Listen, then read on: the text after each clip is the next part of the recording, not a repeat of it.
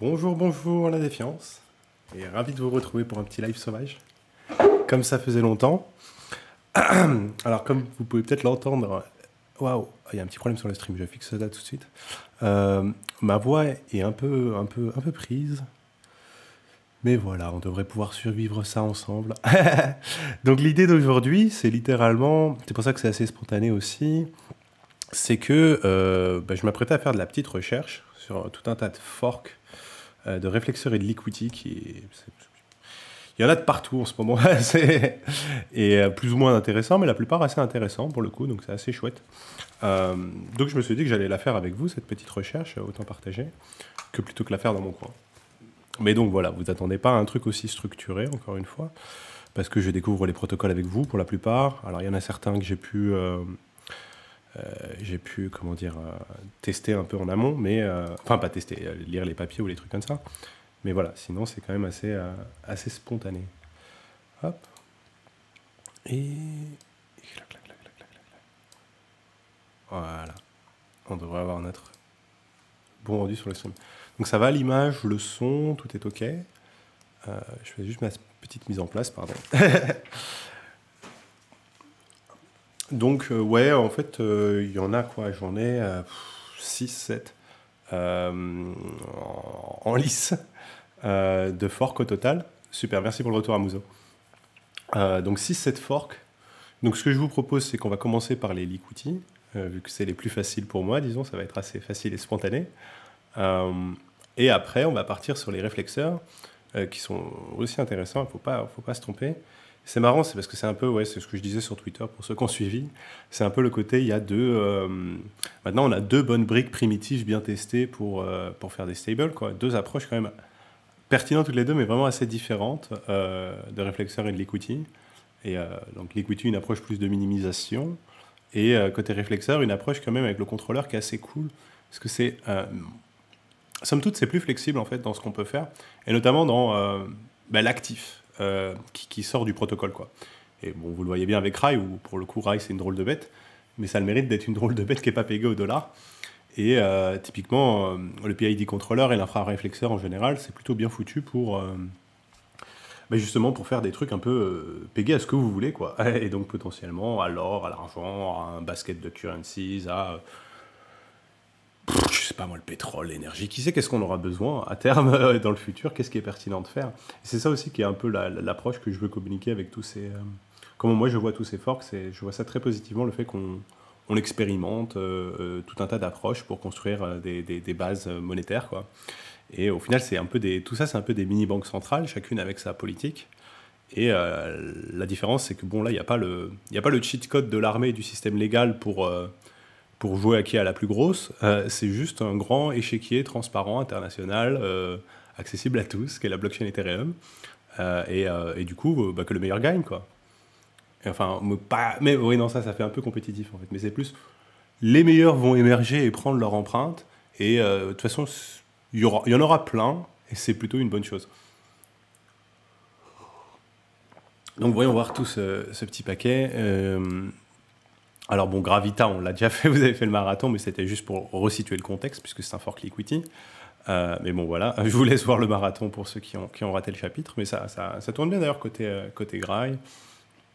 Ils ont encore monté le cap BLUSD. Allez, tiens, on peut aller voir rapidement, mais je crois qu'il a encore été slurpé en 10 minutes. C'est ça le problème. Attendez, il faut que je connecte un wallet pour voir les caps. Non. Ouais, oh, il reste 100K sur le cap, quoi. Okay, bon.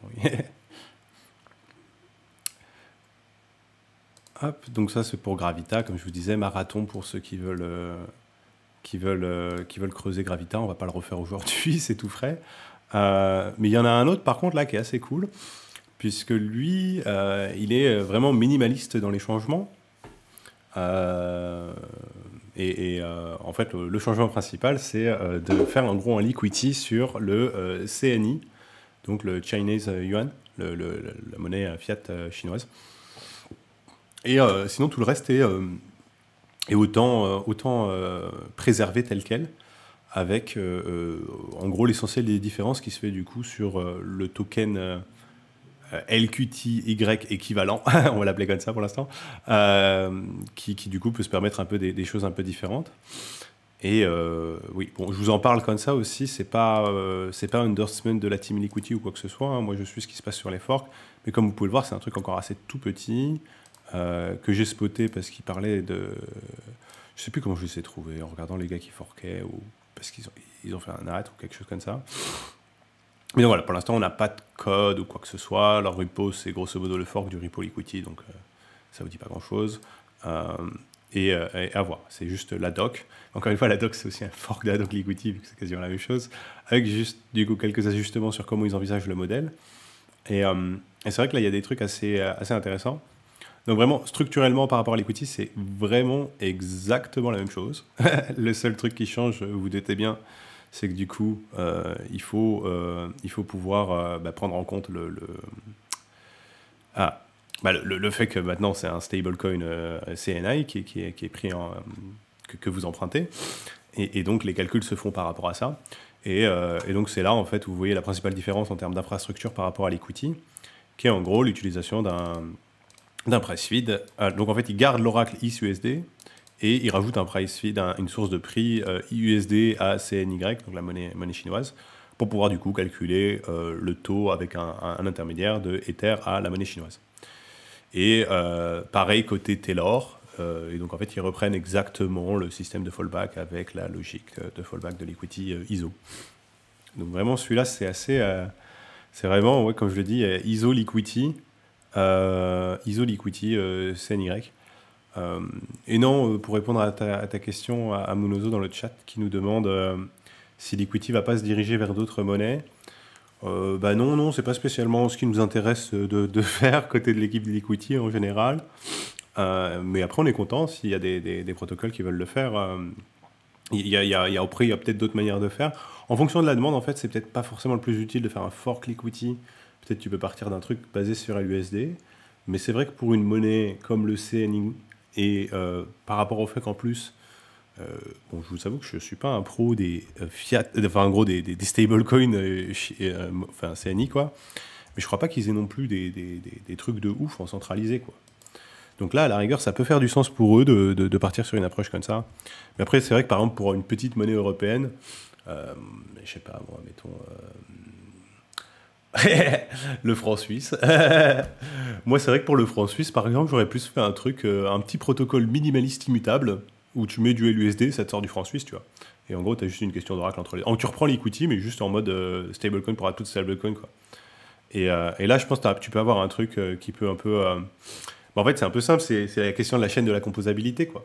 Mais si tu arrives à faire un petit wrapper qui, en gros, prend du LUSD et te permet de faire un petit CDP et emprunter mettons, franc suisse, si ce wrapper il est lui-même immuable, grosso modo, tu as préservé la chaîne d'immuabilité et tu as un stable quasi aussi résilient que l'equity, puisque tu as quand même grosso modo un niveau de risque en plus, qui est tout le jeu qu'il y aura dans ces contrats-là, mettons pour le wrapper en, je sais pas moi, LUSD CHF, on va dire ça comme ça, LCHF, et ça pourrait être une approche.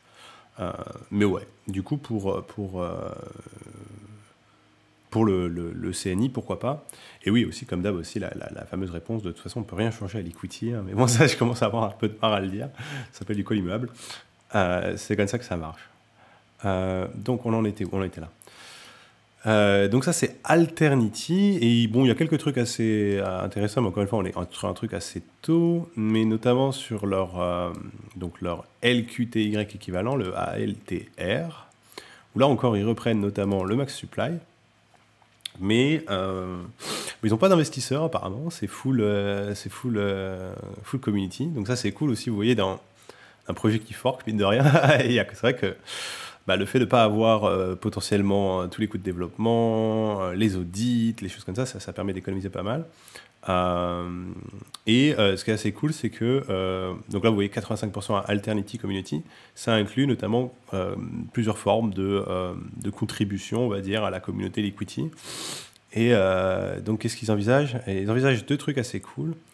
Donc déjà un airdrop de leur token pour en gros la Liquity Community. Donc à vous de voir ce que ça veut dire, hein, je ne vais pas vous aider.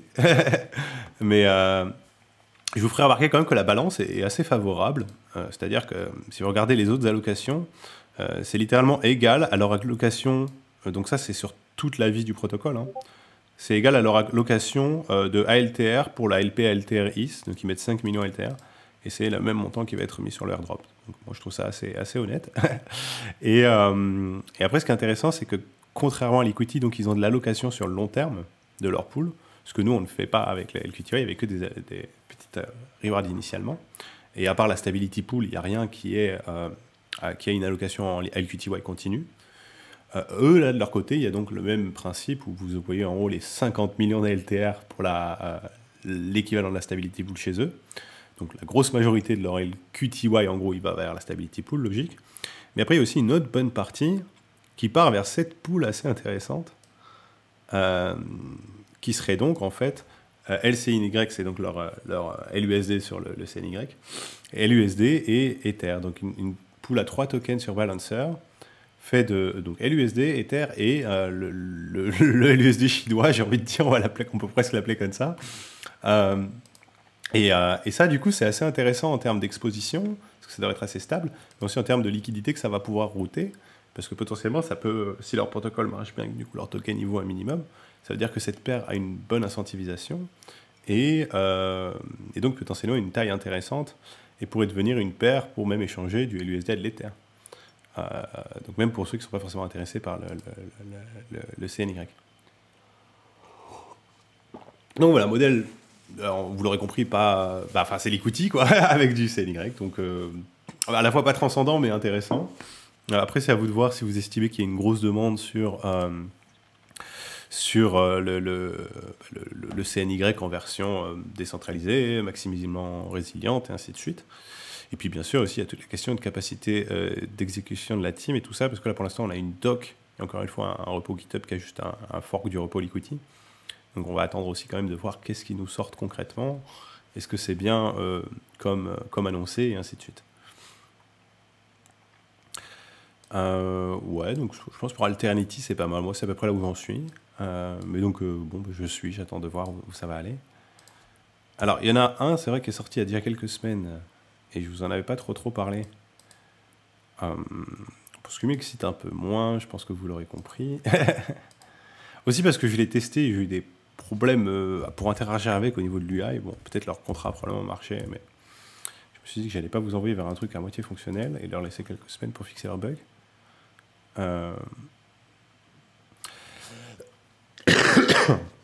Pardon.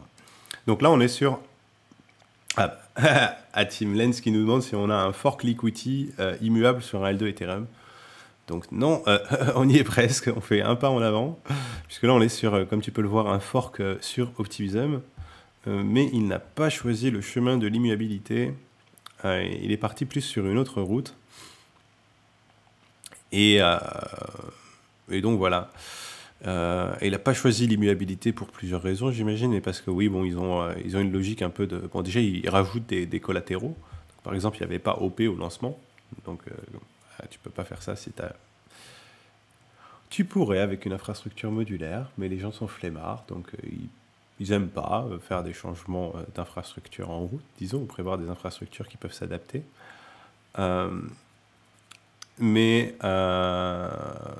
Oui, donc en gros, là, l'intérêt, c'est que tu es sur Optimism, donc quand même des gas costs assez modérés, tout ça, on connaît la chanson, et Wrap Bitcoin et Wrapis en collatéral. Alors après, je sais plus ce que ça donne en termes de ratio. Bon, on va voir ça tout de suite. C'est ce qui me laisse calculer, vous allez me dire que je suis trop pauvre.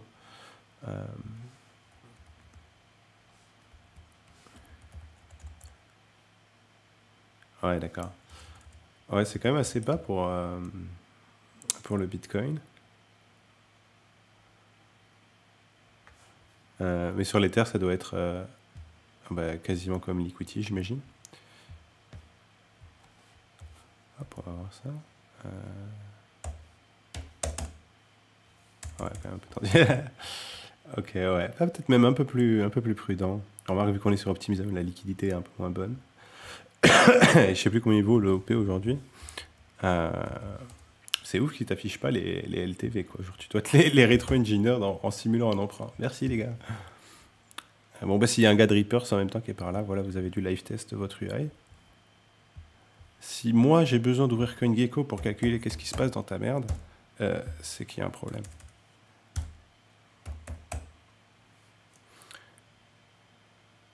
Wow, ils nous ont mis quoi comme collatratio là? Attends, on va le faire avec 100, ça va être plus simple. Donc 100, ça fait quoi? $160 de valeur? Ouais. Ouais, d'accord, il a dû bugger. Ouais, quelque chose, ok. Ouais, donc peut-être 70...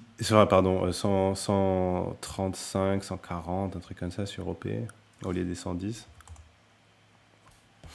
Mais bref.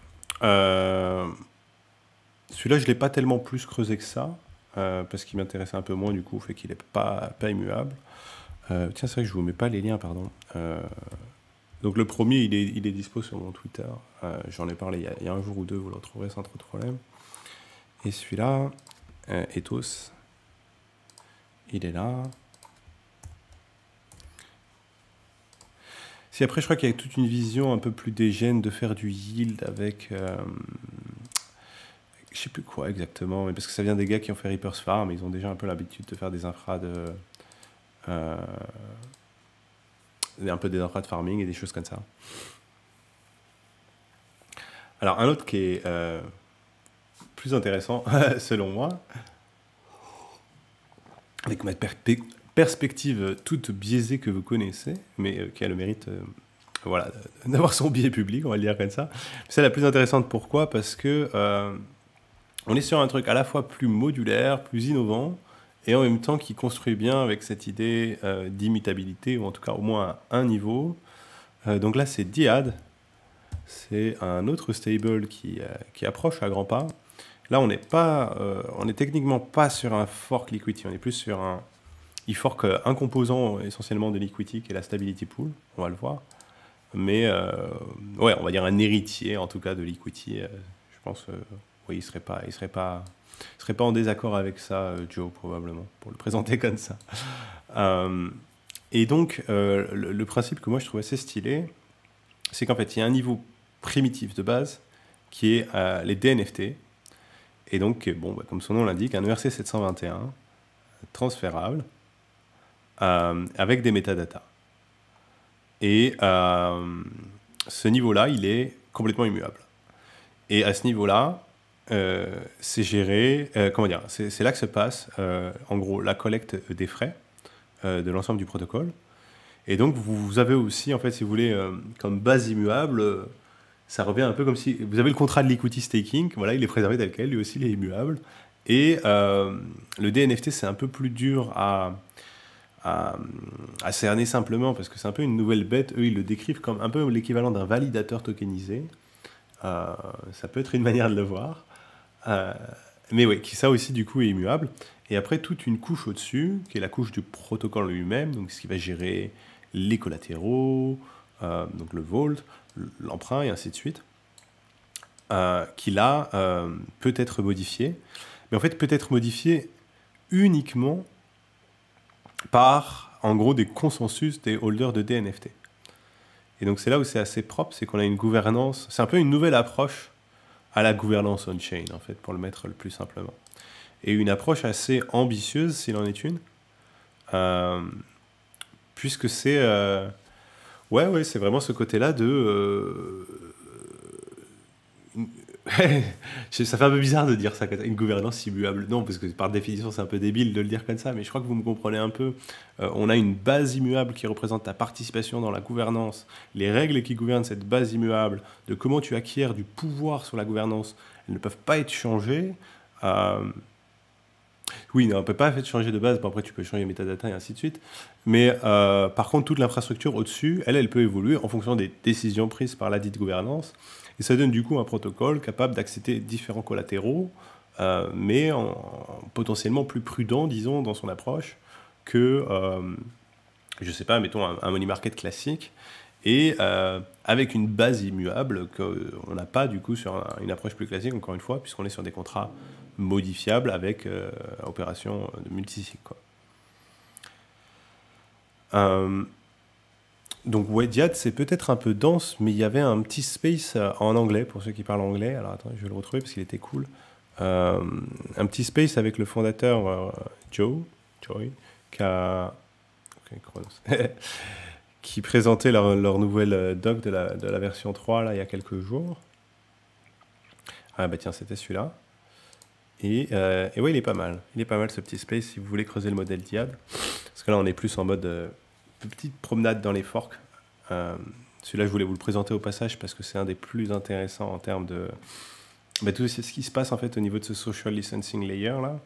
Donc pour le faire simplement, déjà on a des DNFT donc qui sont claim avec une mécanique où ça coûte pas très cher au début et potentiellement ça coûte de plus en plus cher pour avoir une distribution assez douce.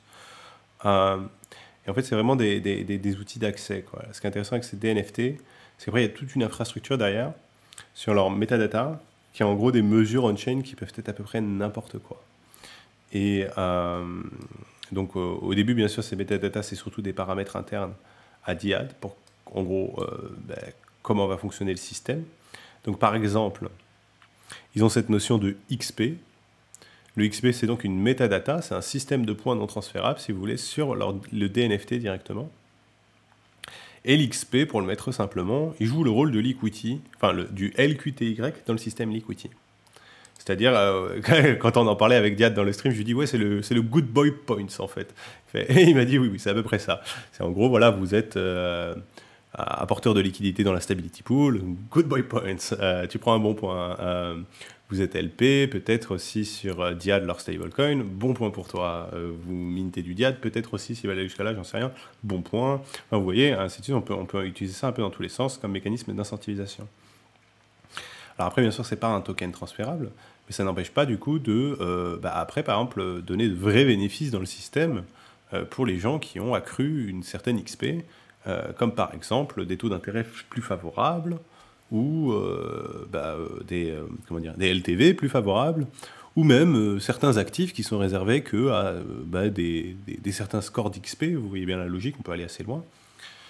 Et là où c'est cool, c'est qu'on peut même aller plus loin que ça, parce qu'on peut aussi aller, donc là je commence à travailler un peu là-dessus, on peut aller par exemple sur le champ de faire une liquidity XP comme metadata des DNFT de Diad, et en gros une liquidity XP pardon, qui s'incrémenterait en étant un good boy de l'equity cette fois-ci. Donc tu as un intro, tu gagnes un peu de l'equity XP tous les jours, tu es LP pareil, tu as fait du chicken bronze, on y va, tu votes pour les pools sur Curve, sur Bunny, sur machin, on y va. Vous voyez la logique, on peut un peu prendre tout en compte. Et ça nous fait un petit score, je sais pas trop comment le décrire, mais vous voyez, de participation active, quoi. Et qu'après on peut construire quantité de choses là-dessus. Des trucs fun, sympa, plus côté NFT, je sais pas, des NFT de GigaChad Liquidity pour le top 20 de ce classement-là, par exemple, pourquoi pas, ou même des trucs plus concrets, quoi, pour tester des nouvelles applications, pour venir demander votre avis, pour, je sais pas, si on a 3 places en trop pour ICC un jour, par exemple, et qu'on sait pas quoi en faire, probablement que ces gars-là, ils les mériteraient bien. J'en sais rien. Vous avez compris le principe, j'imagine. Et c'est ça qui est vraiment chouette, c'est que vraiment, c'est assez ouvert cette infrastructure, tout le monde peut créer ses metadatas. C'est un peu comme des stratégies snapshot, si vous voulez, où tout le monde arrive et un peu déploie, se réapproprie l'infrastructure pour faire ce qu'ils veulent avec. Donc ça peut donner des choses assez intéressantes en fonction, bien sûr, de comment ça va marcher en termes de succès pour leur distribution. Et bien sûr, le succès du protocole de base dessus va pas mal influencer, je pense, sur l'adoption des DNFT, c'est assez évident. Donc voilà, à voir. Hop. Mais ouais, ça donne une infrastructure assez modulable qui peut accueillir à peu près n'importe quoi en ERC20 comme collatéral. Alors bon, bien sûr, ça va commencer sur des trucs plus doux au début, mais là aussi, je pense qu'on va voir des choses assez cool en termes de qu'est-ce que ça peut aller saisir du côté de ce qui existe, Liquidity, LUSD, BLUSD ou des choses comme ça. Et vous voyez aussi un collatéralisation ratio qui peut aller du coup assez bas, encore un peu plus que Liquidity, donc à 105%, on n'arrête pas de progrès. Et là, c'est dû un peu à quelques différences, comment fonctionne leur système. Mais en gros, c'est aussi parce que ça reprend le mécanisme de stability pool tel quel. Et donc, on est sur des liquidations très rapides comment dire, qui n'ont pas besoin de capital. C'est pour ça aussi qu'on peut aller, comment dire, sur des ratios un peu plus agressifs. Et oui, bon, il y a aussi le mécanisme de rédemption qui n'est pas repris tel quel, mais qui va assez chercher dans une inspiration l'equity. Donc je vous laisserai voir ça tranquillement, mais franchement, un modèle intéressant. Ça vaut le coup de le creuser sur votre petit dimanche, sur un week-end, pour réfléchir un peu à où on va. Moi, j'aime assez cette idée de vraiment essayer de faire une gouvernance par l'utilisation concrète. Là, je pense que vous avez compris que c'est ça qui est en jeu, hein, parce que, encore une fois, cette XP, elle est non transférable. Donc, vous voulez acquérir de l'XP, il vous faut un DNFT, a priori, c'est pas très dur à sourcer, soit vous l'avez minté au début, soit vous l'achetez sur le marché. Mais en soi, il ne vaut pas très cher s'il n'a pas d'attributs incrémentés. Mais là, voilà, là, ça devient assez intéressant, c'est que du coup, en utilisant concrètement le protocole, vous construisez cette XP qui vous permet après de vous exprimer au niveau de ce social licensing layer et de faire partie de cette fameuse super majorité de 2/3 qui peut faire passer, qui peut activer des switch, comme ils disent, et en gros activer des nouveaux vaults comme collatéral, des nouveaux tokens, et progressivement construire un peu le protocole, quoi. Donc là, je trouve ça assez smart. On est vraiment sur un truc, encore une fois, où le pouvoir de gouvernance est non transférable et gagné par l'usage. Et c'est pas juste un pouvoir de gouvernance, c'est vraiment un score. On pourrait vraiment dire que c'est une forme de gamification, mais dans le bon sens, pas dans le sens un peu merdique, achievement et tout ça, là, mais dans le sens vraiment, plus tu l'utilises, et plus tu peux avoir des bons termes ou des trucs intéressants, et en même temps, plus tu as de poids dans la gouvernance. Voilà, c'est un peu du bon sens, mais c'est pas toujours comme ça que ça se passe, hélas. Alors, LOL, XDX, est-ce qu'on peut emprunter du LUSD avec Eris? Je sais pas trop s'il y a un endroit encore où tu pourrais faire ça. Attends, si, peut-être. Est-ce que tu as Eris en collatéral sur AV maintenant? Ça serait ta principale option. Parce que tu as eu l'USD en empruntable là-bas. Donc ça serait simple. Oh, allez, AV, bonjour. Non, on a un petit problème. Ouais, d'accord. J'arrive pas à charger AV. Ah non, c'est parce que je suis sur Optimism peut-être. On s'en fout.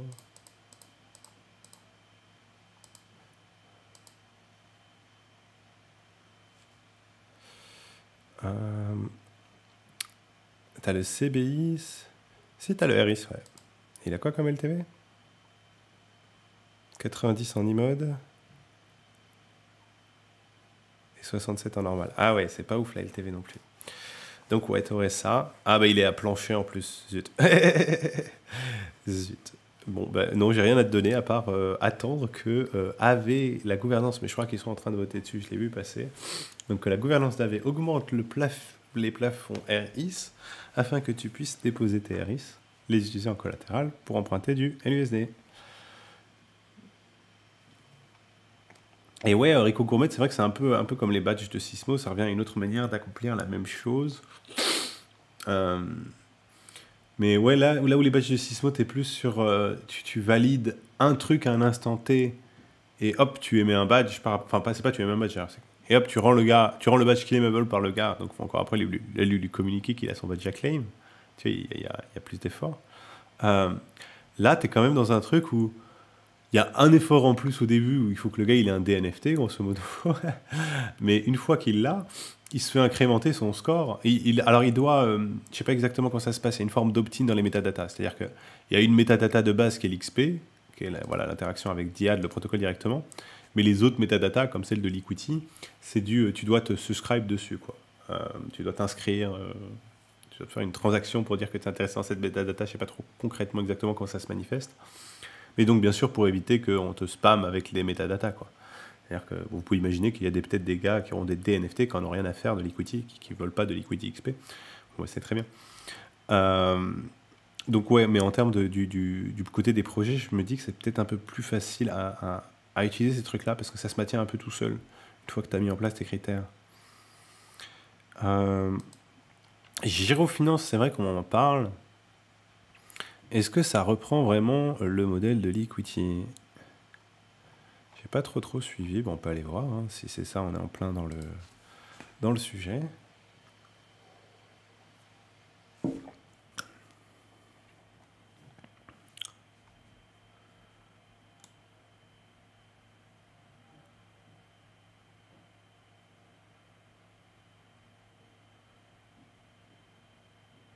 Oh, oui, c'est un peu différent quand même. Ça a l'air un peu plus actif dans leur approche. Oh. Ah oui, d'accord. C'est vraiment une sorte de metastable, quoi.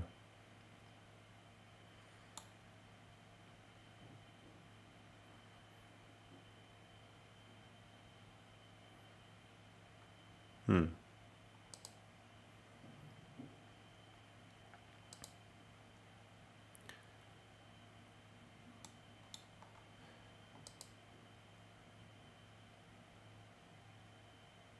Ah, intéressant ça.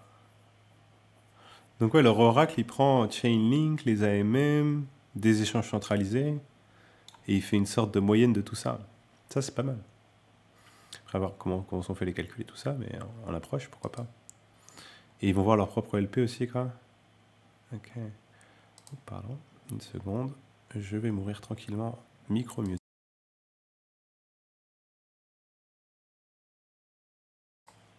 De retour. Ok. Ouais, non, c'est pourquoi pas. Et du CLP. Ok, c'est quoi ça, leur CLP? Oh, ça a l'air quand même un peu de temps. Ça, c'est encore un truc d'ingénieur, putain. Faut que je le prenne au calme. Parce qu'ils adorent te foutre des maths et 5 pages pour t'expliquer un truc d'une page. Quoi. Et en plus, on n'est pas dans la doc technique, là. Hein. S'il y a technical documents juste en dessous. Ouais, bon, je regarderai tranquillou après. Là, je t'avoue, je suis un peu faible pour m'attaquer à Giro. Mais ça n'a pas l'air d'être trop en commun. Je pense que ça reprend peut-être des dimensions.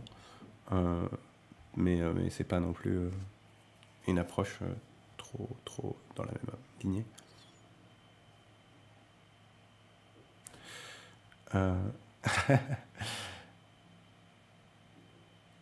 Alors, ouais, bah, pour suivre les protocoles, c'est ça, hein, c'est des petites sessions comme je fais là, voilà. Le lundi, moi, c'est mon jour off. Je sais pas vous, mais moi, de temps en temps, j'ai mes petits marque-pages. Voilà, là, je me rends compte qu'il y en a une dizaine, et je me dis, bon, bah, allez, hop, on va faire la tournée, on va voir ce que ça donne. Je me fais un petit café, et je prends mon carnet, et voilà, c'est parti. Bon, là, du coup, c'est vous, mon carnet. On le fait comme ça. Mais ouais. Donc, pardon, qu'on s'était perdu un peu en route. Mais là, pour Diad, Diad, je vous ai mis le lien. Je sais plus. Oui, je vous ai mis le lien de Diad, c'est bon. Pour Diad, c'est pas mal. De toute façon, ça va bouger un peu au fur et à mesure qu'on se rapproche du launch. On en parlera plus, je pense. Et probablement aussi un petit marathon quand... je sais pas, quand ça sera sorti, quand je serai à peu près calé sur l'affaire et que j'aurais pu tâter le truc, quoi. On va dire ça.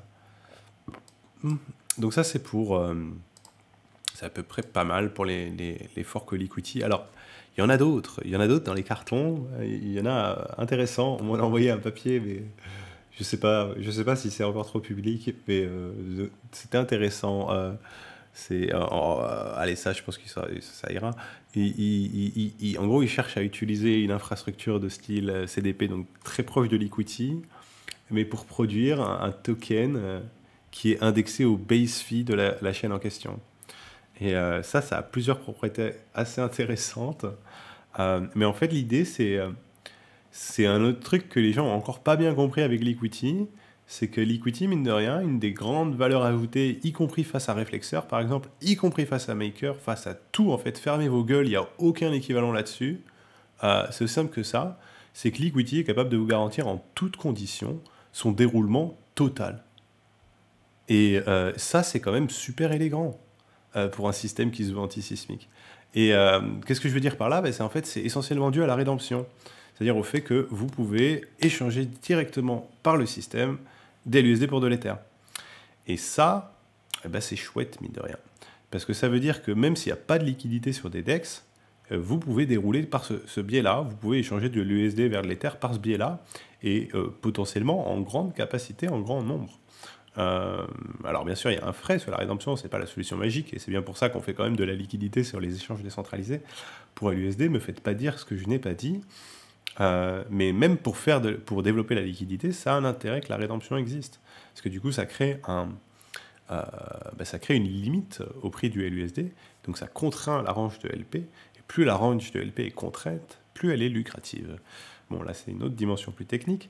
Mais bref, ça a beaucoup d'intérêt, cette rédemption, et ce protocole-là, c'est l'alpha du jour, et je m'arrêterai là, il fait bonne utilisation de ça, puisque lui, il cherche à construire de la liquidité sur un token qui correspond à une dérivée sur le base fee de la chaîne en question, donc le base fee sur Ethereum par exemple. Et pour ce faire, quoi de mieux que d'utiliser cette infrastructure qui permet en même temps du leverage, du hedge, et en gros tout un écosystème qui devrait permettre de développer un produit assez intéressant. Donc voilà, ça c'est pour les forks Liquity. Maintenant, côté réflexeur, c'est un peu les cousins des stables. Bon, je les connais un peu moins bien, mais je les suis quand même de près. Mais ouais, c'est juste qu'ils sont plus matheux, en fait, et plus ingénieurs. Et du coup, ils me font encore plus péter la tête que les cerveaux de chez Liquity. Donc voilà, c'est dur à suivre parfois. Mais ouais, c'est des têtes bien faites aussi.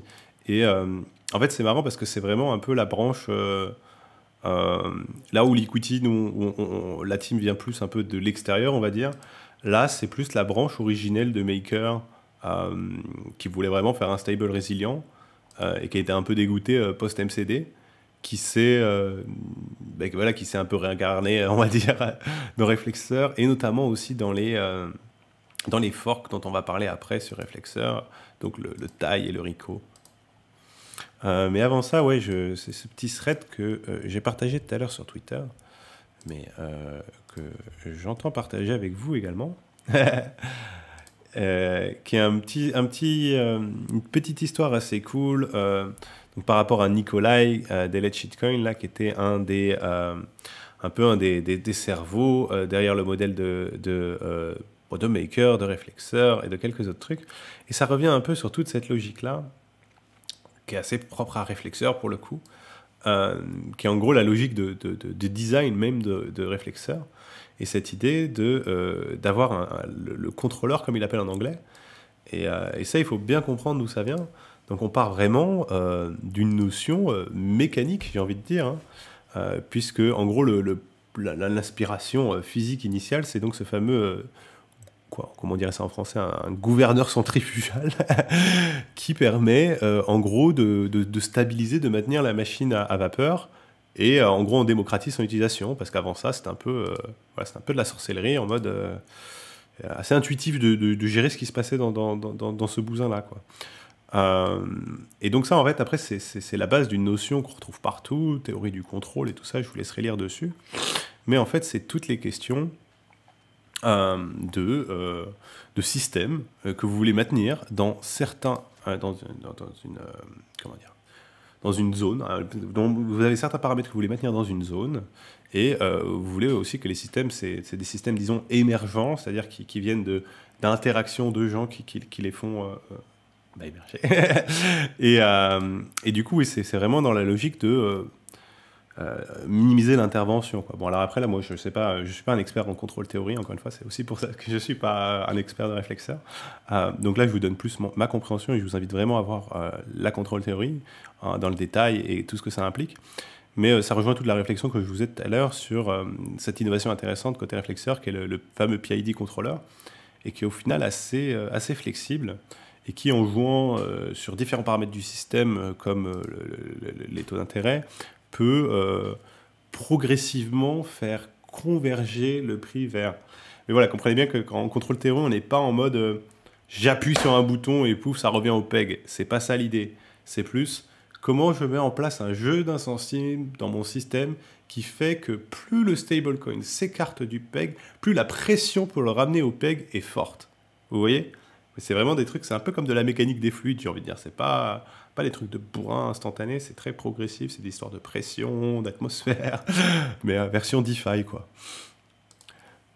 Bon, j'espère que j'ai pas perdu tout le monde avec mes petites réflexions. Mais honnêtement, ce thread, il vaut la peine. Et bref, réflexion sur ces outils, ils sont mine de rien assez ouf, assez avancés. Et en fait, aussi, et c'est là où c'est marrant, en fait, extrêmement, allez, on va dire les mots, extrêmement scientifique par rapport à la bidouille que sont les banques centrales. Et en fait, c'est là qu'on se rend compte que c'est une approche, somme toute, plus académique de la gestion monétaire que l'approche mise en place par les plus grandes banques centrales du monde, qui changent de politique toutes les 6 mois, de manière assez imprévisible et assez incohérente. Sans même rentrer dans le détail, je pense qu'on est tous assez d'accord là-dessus. Et donc, du coup, ouais, pourquoi pas réfléchir sur cette notion-là. Est-ce qu'on peut pas faire mieux qu'eux? Moi, je pense que oui. On est en train de le montrer.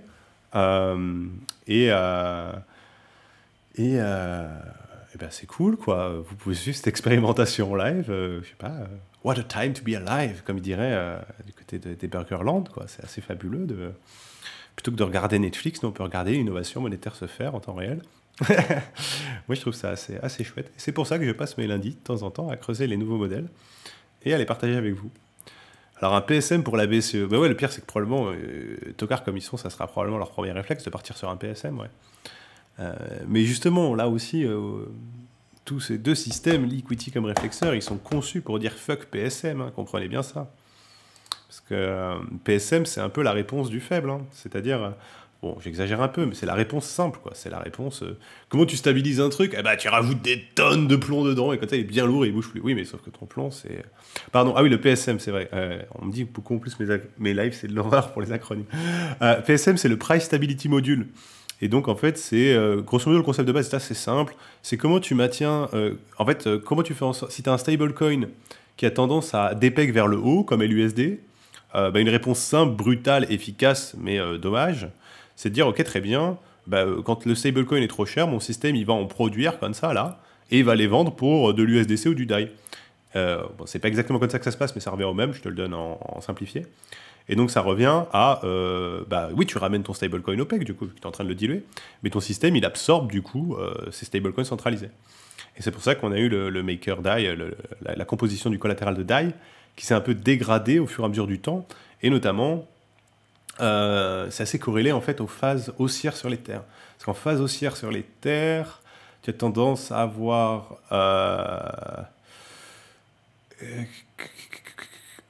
Non, attends...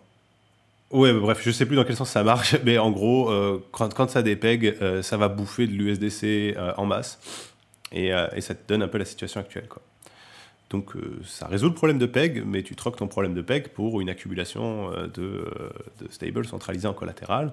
Donc voilà, tu as résolu un problème pour en créer un autre plus grand et plus dur à résoudre encore. Moi, je trouve pas que c'est une très belle solution, mais voilà, c'est ce qui existe chez Maker. Donc ce petit thread vraiment cool, je vous l'ai mis dans le chat. Et maintenant, on va passer sur quelques trucs de réflexeur. Et puis après, on peut papoter encore un peu si vous voulez. Alors encore une fois, côté réflexeur, indulgence s'il vous plaît. Bon, je connais quand même le modèle, ça va, je l'ai creusé, on a fait le marathon, je fais des articles, ça fait un petit bout de temps que j'utilise, et ainsi de suite. Mais c'est un peu plus dense, c'est plus, je me sens moins confiant. Encore une fois, c'est plus des trucs d'ingénieur, ça. C'est contrôle théorie et tout ça, c'est là où il nous faudrait un bon gros geek.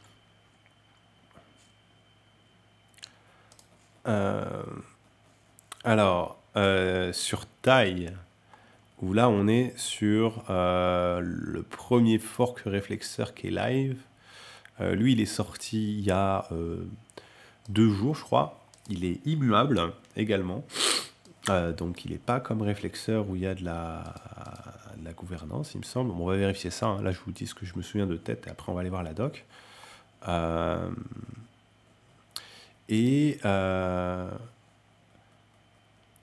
Alors, comment dire? Ah oui, d'accord. Ah, ça explique pourquoi ils ont autant de mint.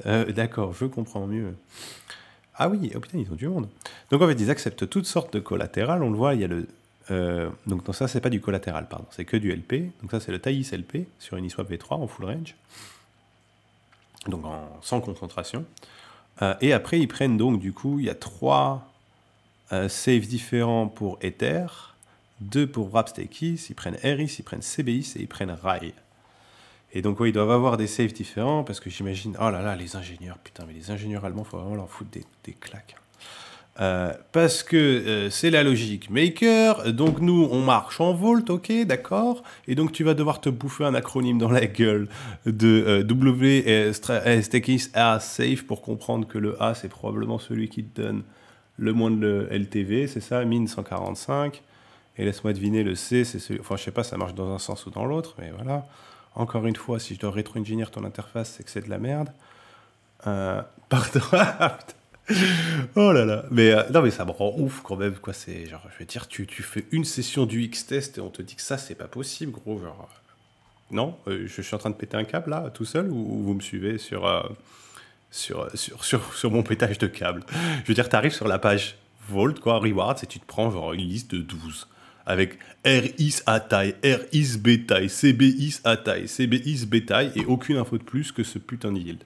C'est genre super quoi. Tu peux même pas me dire combien j'emprunte pour un, par exemple. Non, je dois ouvrir la page. Et là, je vois quoi? Moi, je sais pas. Alors, vas-y, on va faire comme chez l'autre. On doit simuler. Donc, ouais, vas-y, je te prends un pour 1500. Ça donne quoi? Mais c'est du délire. Enfin, c'est pas possible. Il y a des gens qui testent ces trucs avant que ça parte ou pas, quoi. Moi, pardon. Bon, je vais me calmer. On est là pour étudier un protocole. On va passer sur la doc. Je pense que ça va être plus simple. Mais vraiment. Parce que là, c'est encore des teams financés. Ça audite et tout, quoi. Mais bon, après, ça, c'est l'UI, hein. Voilà, peut-être que... et la doc, elle est où? Il n'y a pas de doc? Non mais les gars... ah non, laisse-moi deviner. Ah oui, c'est vrai. Non, ça c'est la mode aussi maintenant. C'est qu'en fait, la doc, c'est tellement évident qu'on te la linke pas. Tu dois deviner le lien de la doc par rapport au lien du site. Ah ben voilà. Non, mais vous vous rendez compte du délire, quoi. Alors, bonjour. Vous voyez ce qui vient de se passer. Alors, on arrive sur une UI dégueulasse non testée. On cherche la doc, on la trouve pas. Et en gros, on doit guess la doc, l'URL de la doc pour aller dessus, quoi. Et le pire, c'est que je sais que le produit il est probablement beau et que les gars, ils y ont pensé. Mais encore une fois, putain, c'est vraiment... La grosse blague, c'est que les gars de Baker et compagnie, c'est des ingénieurs allemands qui sont en mode ultra optimisation, mais que parfois, ils se perdent un peu dans leur truc. Mais quand ils nous font des trucs pareils, et avec leur nom de variable, ouais, on a envie d'y croire à cette grosse blague, quoi.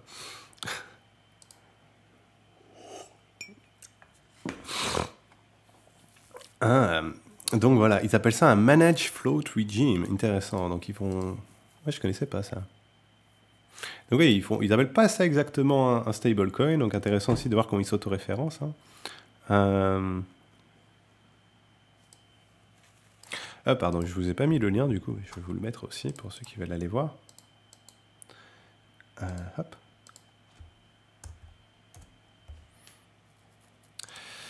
Donc, ouais, bon, jusqu'à présent, c'est assez classique. Il t'explique que la demande, elle est déterminée par le besoin que les gens ont pour leverage les terres. Hein. Pour un protocole CDP, ça se tient. Il y a de la rédemption. Ah non, redemption rate, ok, oui, d'accord, c'est là. Ah oui, c'est comme réflexeur, c'est la réévaluation.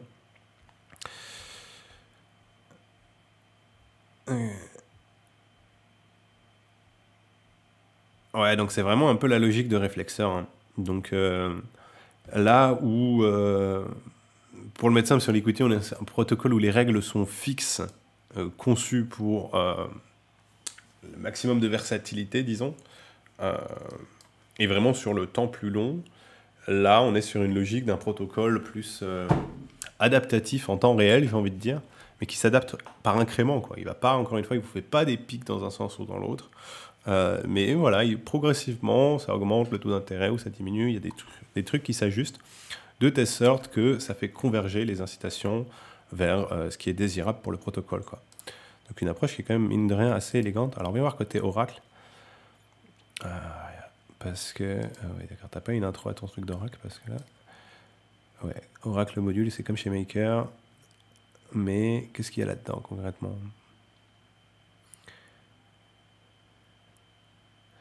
truc qui vient de la gouvernance, un truc qui vient de Price, Uniswap et Chainlink. Ouais, ça n'a pas l'air trop mal. Ouais, d'accord, donc il y a quand même un contrôle de la gouvernance sur les oracles. Mais tiens, on va y voir côté gouvernance.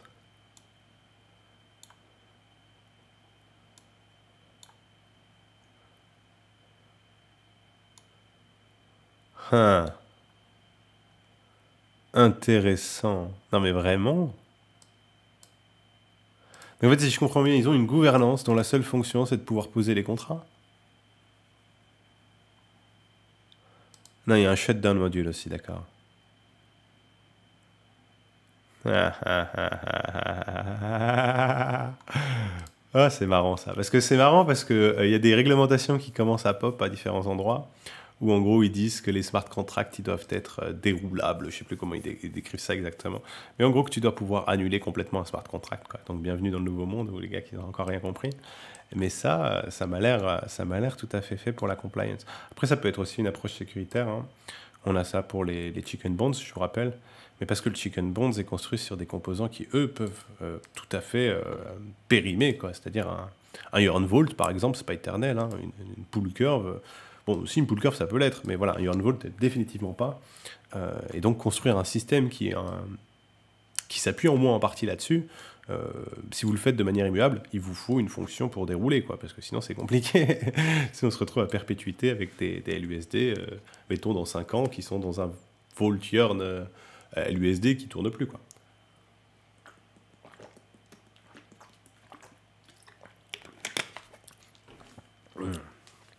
Mais donc ouais, curieux de voir comment ça va se goupiller, ça. Mais donc une approche quand même de gouvernance, mais assez minimisée apparemment. Donc elle est quand même plus large que juste le shutdown de la gouvernance. C'est tout ce qu'on vient de voir là, d'accord.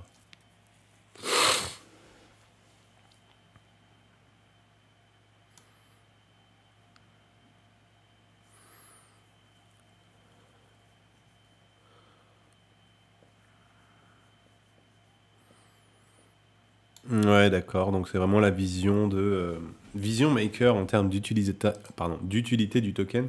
Bonjour, Rocadjo. Donc token qui est décrit explicitement de la même manière qu'on décrit le MKR chez Maker, en deux fonctions, hein. La première, le gouvernance token, bien sûr, et la deuxième, un peu la recapitalisation, donc un peu l'assurance de dernier recours, quoi. C'est-à-dire si vraiment il y a des gros problèmes de solvabilité sur le protocole, du token de gouvernance peut être minté et vendu pour le stablecoin, permettant de combler le trou. Ça a été fait sur Maker à une époque, hein. Il y a eu du Maker minté pour recollatéraliser. Je ne saurais plus vous dire plus de détails que ça sur cette histoire, parce qu'elle a bien 2 ans, hein. On n'est pas sur un... Je me demande même si c'était pas avant le MCD. Je ne saurais pas vous dire, j'ai pas envie de vous dire de bêtises, mais en tout cas, c'est arrivé, quoi. C'est ça que je voulais vous dire. Donc, c'est pas juste une ligne dans une doc, hein. Faut aussi avoir conscience de ça. C'est un peu comme au cinéma, c'est quoi la théorie, là, Ah, zut. Bon, je sais pas, il y a un truc que c'est pas qui dit, là, le fusil de je sais plus qui, qu'en gros, voilà, vous voyez une scène où on vous fait un plan, je sais pas, moi, sur... si vous voyez la tasse de café dans ce plan, c'est probablement qu'elle a une utilité pour vous dire que je suis accro au café ou j'en sais rien. Elle n'est pas là pour rien. Mais là, c'est un peu la même chose. Chaque ligne dans la doc, a priori, les gars, ils veulent pas vous mettre des trucs qui servent à rien, quoi.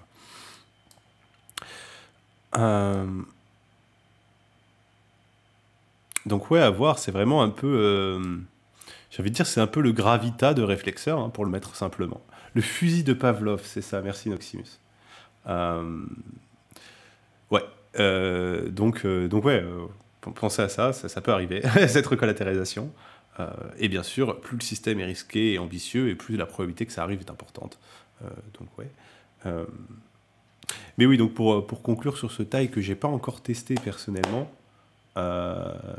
Tchekhov, Pavlov, on sait pas. Le fusil russe.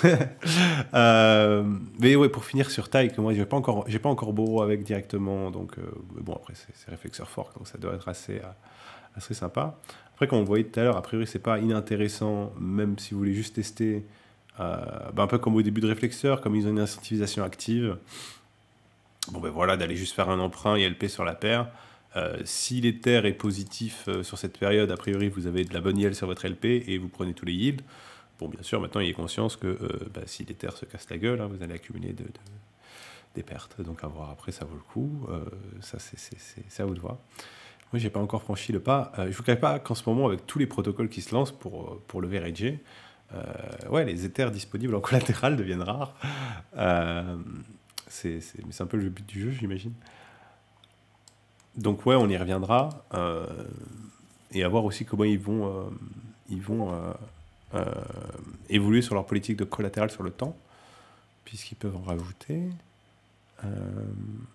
Et je vais voir, je crois qu'ils sont déjà... Waouh, pourquoi il est tout cassé mon DeFi Lama? Je crois qu'ils sont déjà ici, sur DeFi Lama justement. Mais DeFi Lama ne répond plus. Ah.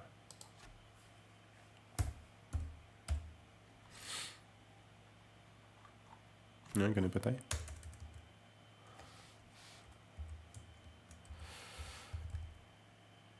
Non, il est juste pas chargé encore. Bon, tant pis. Mais ouais, je crois qu'ils sont à 100 millions. C'est plutôt bien parti, quoi. 100 millions de TVL ou un truc comme ça.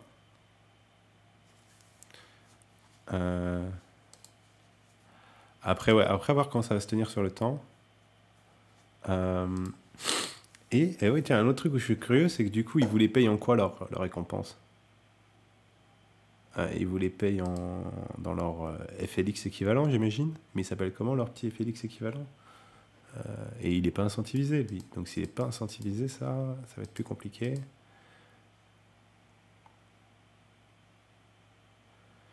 Donc ok, LP Bunny, ça super. Putain, mais... Vraiment, les gars, je ne veux pas croire que vous ayez mis 1 dollar en UX. Là, c'est pas possible. Foutage de gueule. Ah, ça s'appelle le rate, ok. Ouhou. Ça te tuerait de me donner l'adresse de ton rate, un lien, quelque chose. Non, il faut que je me démerde avec. Je suis le rétro-engineer via Interscan. Ok, super, merci. C'est du délire.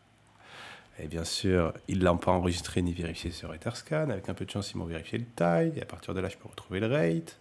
Mais non, parce que c'est un nom tellement commun qu'il est dans 36-40 milliards de shitcoins. Donc on va partir de la doc. Que j'ai fermé. Non, il est là. Allez, dis-moi. Normalement, si tu as bien fait ta doc, tu as un petit truc avec tous les contrats.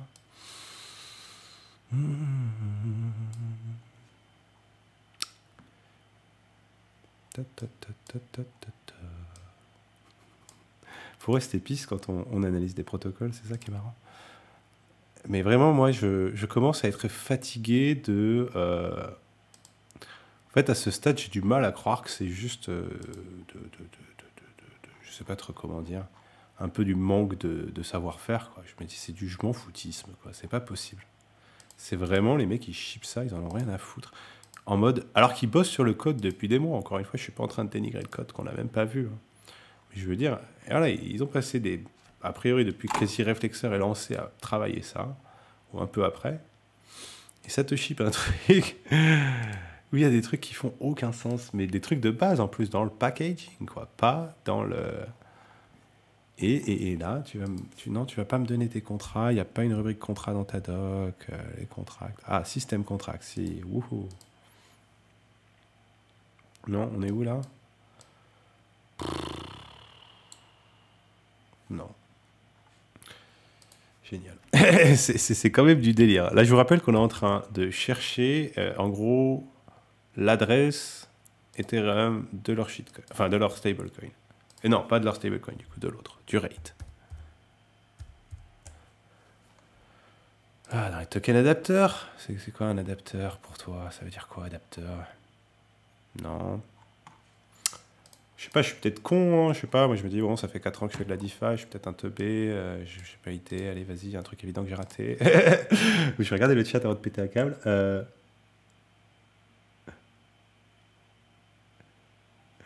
Mais on est d'accord que là, c'est quand même lunaire, quoi. Parce que bah, typiquement après, bon bah voilà, là je suis un petit scammer malin, moi je vous crée un rate shitcoin, j'ai mis des blindes et je commence à essayer de faire du scam avec. Les mecs ils vous mettent même pas l'adresse dans leur doc, allez vérifier que vous êtes en train d'interagir avec le bon rate. Je sais pas, je dois rejoindre ton Discord pour avoir ton token adresse quoi vraiment. Tiens, est-ce qu'on peut pas voir les safes, non? T'as pas un truc d'analytics, un dashboard? Si, tiens, peut-être un dashboard, allez, un Dune. Oh là là. Je sais même plus ce qu'on cherchait sur leur shitcoin au fond. Est-ce qu'il y a de l'incentive pour savoir si ça va se tenir sur le long terme? On va y arriver. Ouais, mais bon, leur truc il a 2 jours, donc on va pas avoir un Dune pour taille. Bon bah voilà, écoute, t'as qu'à faire une doc décente. À plus. Tu m'as saoulé. Bon, si, on va essayer une dernière fois vite fait. Allez, je pense que là on aurait le plus de chance, c'est avec le taille. Mais le problème, c'est que même là, il y a du monde, quoi. Tu peux faire une recherche spécifique au token qui me les mette tous. Ah non, il va aller directement sur le premier, putain. Parce que taille et rate, c'est deux noms vraiment... voilà, quoi, c'est un peu partout. Là, il va mettre que... Ouais, il va mettre que quelques-uns dans les tokens. Hop. Non, merci, je m'en fous de ton chat. Et rate, ça va faire pareil. Parce qu'il doit y avoir 40 000 trucs qui ont des dérivés de ça dans le nom. Exactement.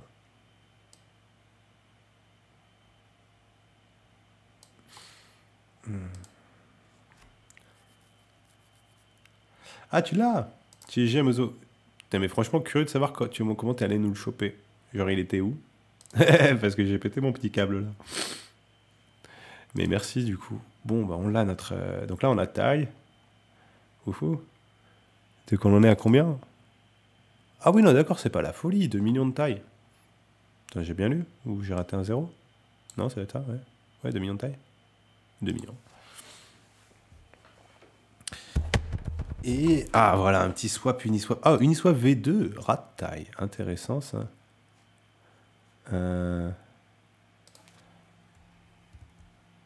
Intéressant. Ils sont fait leur LP sur Uniswap V2. On remarque, vu qu'ils font du infinite range, enfin du 0 plus l'infini, c'est pas incohérent non plus. Et donc là, oh, putain. C'est là, on est sur le rat de taille. Et donc, ah voilà, on a le rat. Ouais, donc c'est un supply à 100 millions.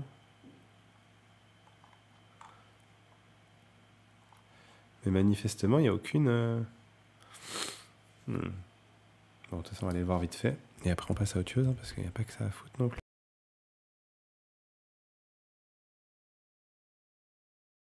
Coin depuis que ça s'est lancé.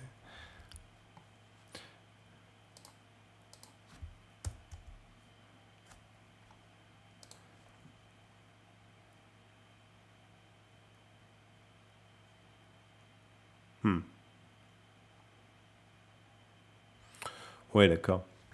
Bon, oui, faites attention aux APR affichés pour le coup, hein, parce que si c'est que la seule liquidité qui existe vraiment... D'accord. Putain, non, mais c'est pas possible, ça me semble. Ou alors ils viennent de le lancer, parce que ouais, là je vois que les TX, elles sont... Non, en même temps, il a un peu de temps. C'est quoi ces transactions qui s'exécutent?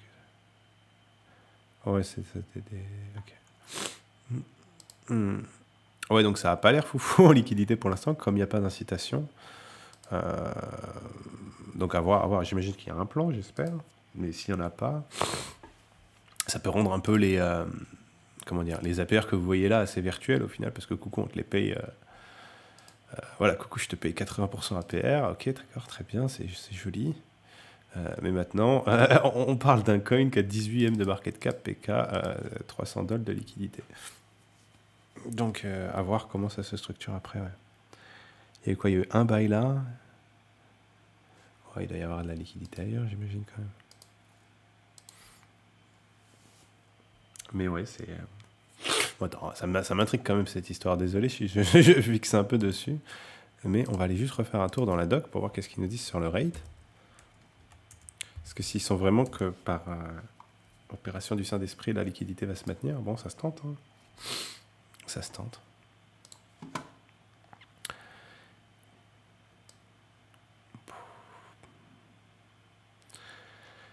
Scheiße! Voilà tout ce que j'ai à dire et allez vous faire foutre. Désolé, mais là je pète un câble. C'est pas putain de possible.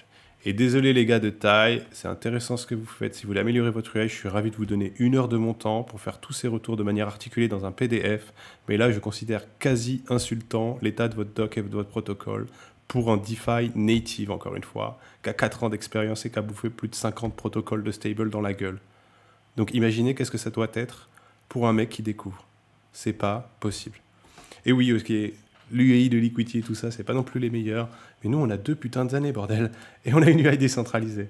Donc il y a d'autres défis. Et même là, on a quand même des réflexions un peu plus carrées et on essaie de se mettre dans la perspective de l'utilisateur, quoi. Moi, j'ai pas envie d'être votre victime. J'ai envie d'utiliser votre produit s'il est pertinent. Mais moi, le coup de Manage Float Regime, par contre, je connaissais pas. Je vais creuser ça, merci. Comme quoi, il y a des bonnes idées partout. Mais donc, à voir où il ira ce taille. Mais ouais, premier contact un peu rude, comme souvent avec les produits un peu maker. Je sais pas, j'ai l'impression que les gars, vous demandez à un mec qui a creusé la Codebase Maker, par exemple, sa première expérience avec, ça sort des trucs un peu comme ça, mais encore plus traumatiques. Où les mecs, ils deviennent ouf. Ah ouais, d'accord. Donc, tu as bien une incentivisation. Pardon, il y a...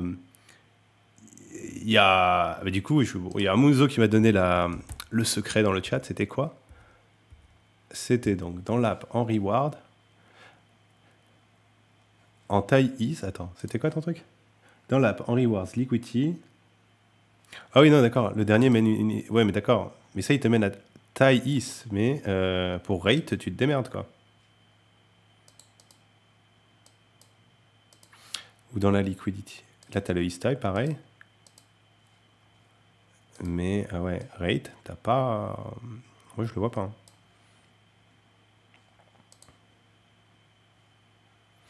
Ah oui, on a une petite précision sur l'APR. Ok, d'accord, ça explique des choses aussi. C'est-à-dire qu'ils prennent en compte, pour l'instant, ils vous le mettent dans l'UI que je viens de voir là, un prix de rate à 5 $. Qui est donc environ un tiers du prix actuel qu'on voit à 18, mais encore une fois, le prix actuel qui est très virtuel, puisque tenu par très peu de liquidité, donc à voir comment ça se tient dans les prochains jours.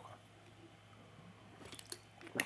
Mais donc, a priori, pour finir, si vous êtes plutôt bullish is sur les prochaines semaines, que vous êtes sur un bag, on va dire au moins là, vu les conditions de gaz, d'une trentaine, quarantaine, que vous êtes prêt à gambler sur un nouveau token de gouvernance, vous pouvez a priori vous faire un bag à peu de frais, voire même avec léger profit. Encore une fois, tout dépend de ce qui se passe sur les terres, en étant juste dans une perspective du coup de collatéral, qu'importe, à vous de voir ce que vous voulez foutre là-dedans en collatéral.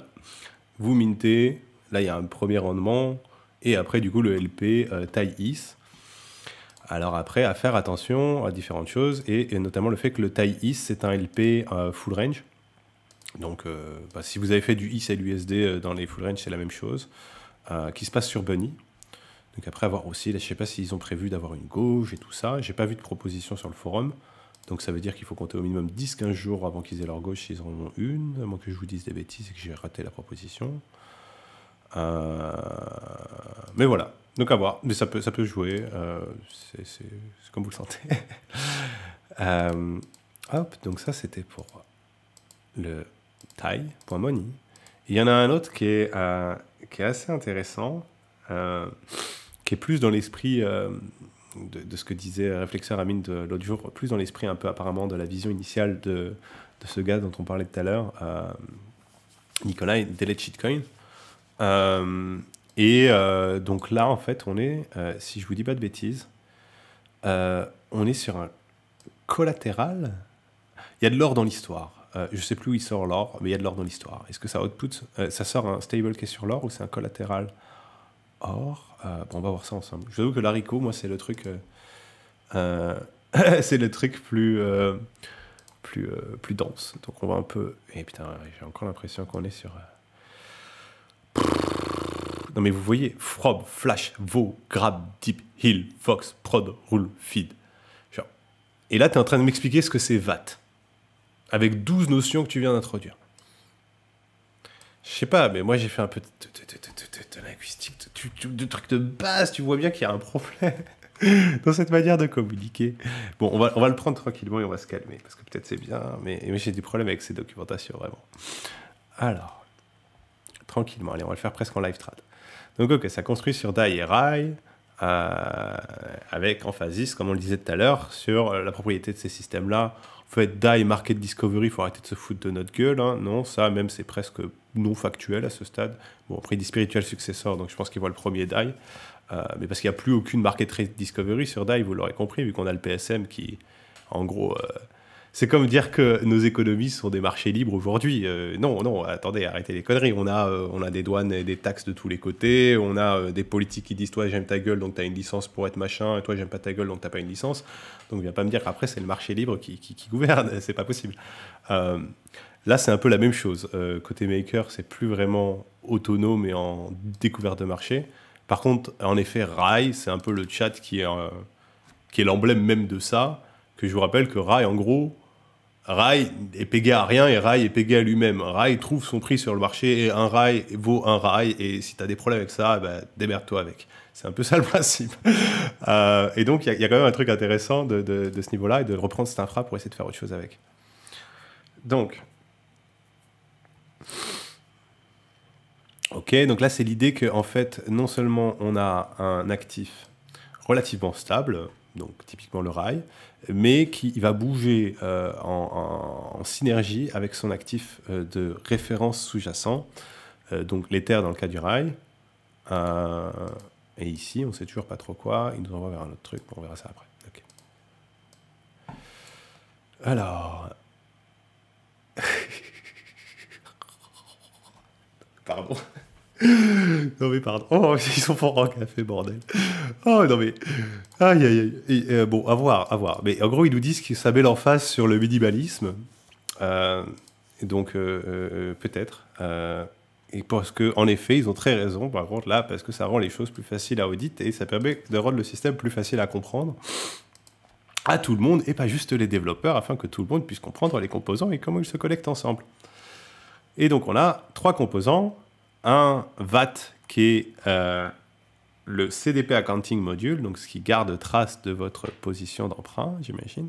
Le VOX, qui est le Par Price Adjustment Mechanism. Donc j'imagine que le par, c'est le PEG, mais ils ne veulent pas appeler ça un PEG pour des raisons variées et peut-être légales. Wouhou, merci encore les avocats. Donc PEG Adjustment Price Mechanism. Ouais, en gros, ça c'est le truc qui tient le stable.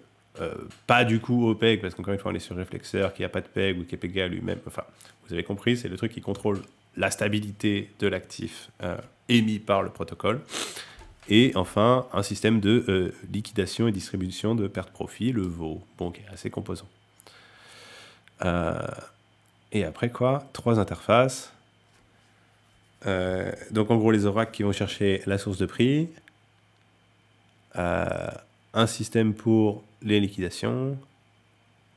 Ah, il y a donc quand même un sous-système pour rajouter de nouveaux CBD types, c'est Managing the Parameters. Ça, c'est donc en gros des nouveaux collatéraux, hein, qu'on se comprenne bien. Donc, système partiellement mutable où on peut rajouter des nouveaux collatéraux intéressants. Et donc, le stable, qui est un réflexe bond, comme il l'appelle. Donc un pseudo-stable. Ça aussi, je pense qu'on va voir de plus en plus hein, des trucs à 90% de volatilité réduite sur Ether ou des choses comme ça, des trucs avec des bêtas assez faibles de l'actif sous-jacent, quoi. Mais qui gardent quand même... parce que c'est beaucoup plus facile de réduire la volatilité d'un truc énormément que de l'annihiler complètement en le gardant comme collatéral, quoi. Pour faire très simple. Et donc, ouais, en gros, leur token de gouvernance qu'ils appellent le risque. Là, ça, j'aime bien parce qu'au moins, ils sont honnêtes. Parce que c'est vrai que c'est vraiment... encore une fois, je vous rappelle que ce truc-là peut être imprimé, si besoin, et s'il y a un gros trou dans la caisse, imprimé et dumpé autant que nécessaire pour combler le trou dans la caisse, jusqu'à que mort s'en suive si le trou est trop gros pour être comblé. Donc, risque, c'est un nom approprié.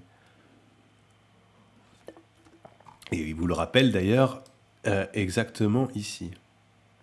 Aïe, aïe, aïe, aïe, aïe, aïe. C'est un buy and burn.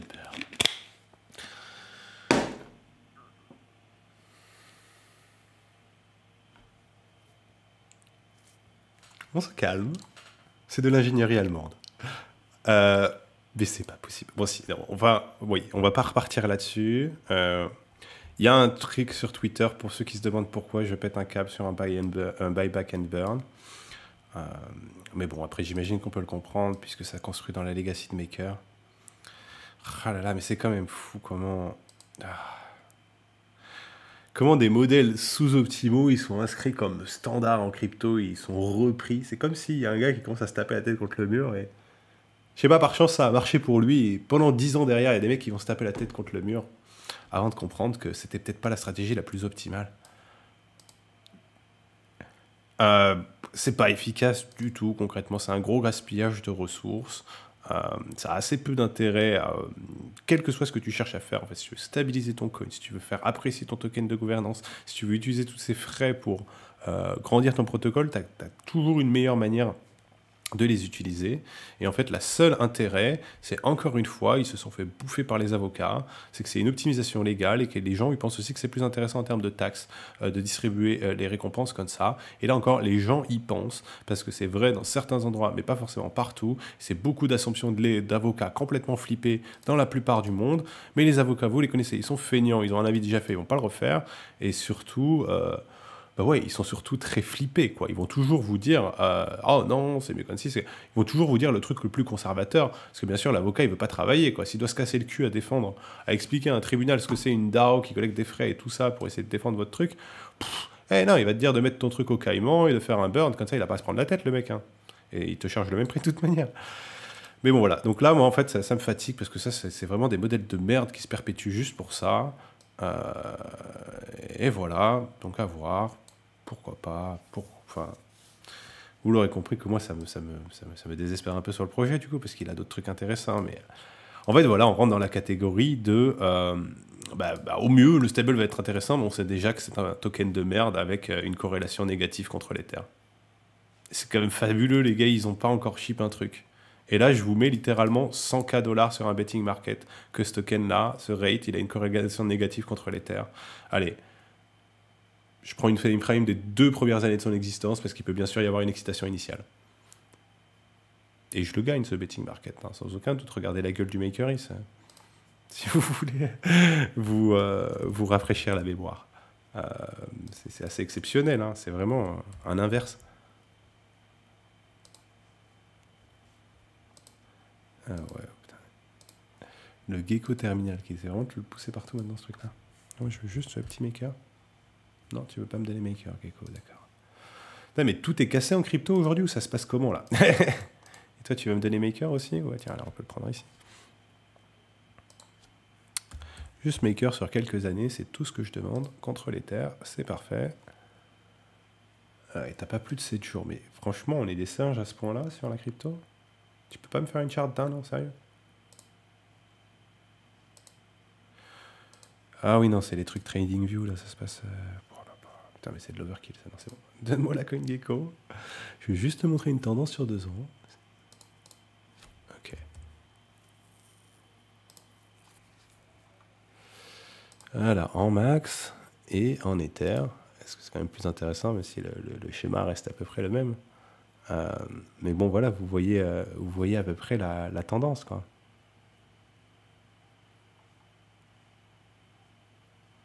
Alors oui, il y a des mouvements par moment, mais la slope, comme ils disent en anglais, la pente, pour les matheux, là, voilà, on peut la faire de visu quand même, elle est assez claire. Hein.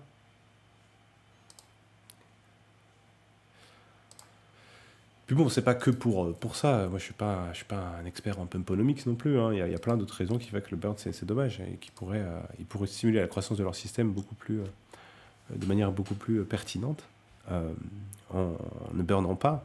Et ils obtiendraient aussi un système plus sûr parce qu'ils pourraient par exemple financer une assurance, utiliser une partie de ces frais qui burn là plutôt que d'aller brûler comme des couillons, d'en mettre 20% de côté, je sais pas, hop, qui s'accrue naturellement dans un petit sac que tu laisses bien tranquille à part et qui fait rien. Et en gros, ça veut dire qu'au fur et à mesure que ton protocole il est utilisé, il a un petit budget d'assurance primaire qui grandit. Bon, bah, c'est plutôt cool comme mécanisme. Ça semble assez simple, basique, synergétique, minimaliste justement. Mais ouais. Donc oui, ok, il y a la question de Donc le risque, ok.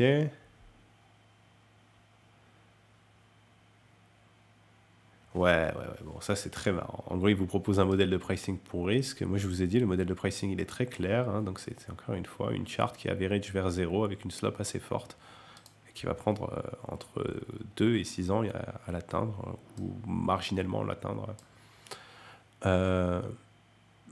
Maintenant, côté protocole, donc ouais, on a la même logique que le taux d'intérêt peut être modifié dynamiquement, et donc il doit être aussi chargé dynamiquement.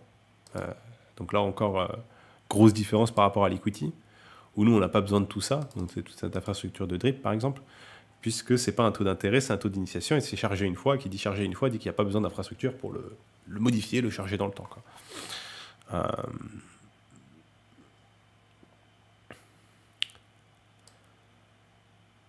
Donc attendez. Ouais, je comprends pas trop ce qu'ils essaient de nous dire là. En gros, il se met à jour soit à chaque interaction, putain, bonjour le gaz, soit probablement avec une mise à jour externe.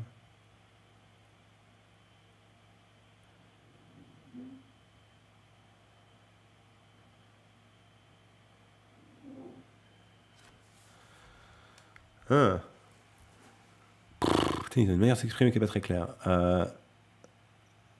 Ça parle de taux d'intérêt négatif, qui pourrait être une manière intéressante de stabiliser le système. Mais je ne sais pas si c'est une manière de nous dire qu'ils pourraient en mettre, ou qu'ils envisagent d'en mettre, ou qu'ils en ont mis.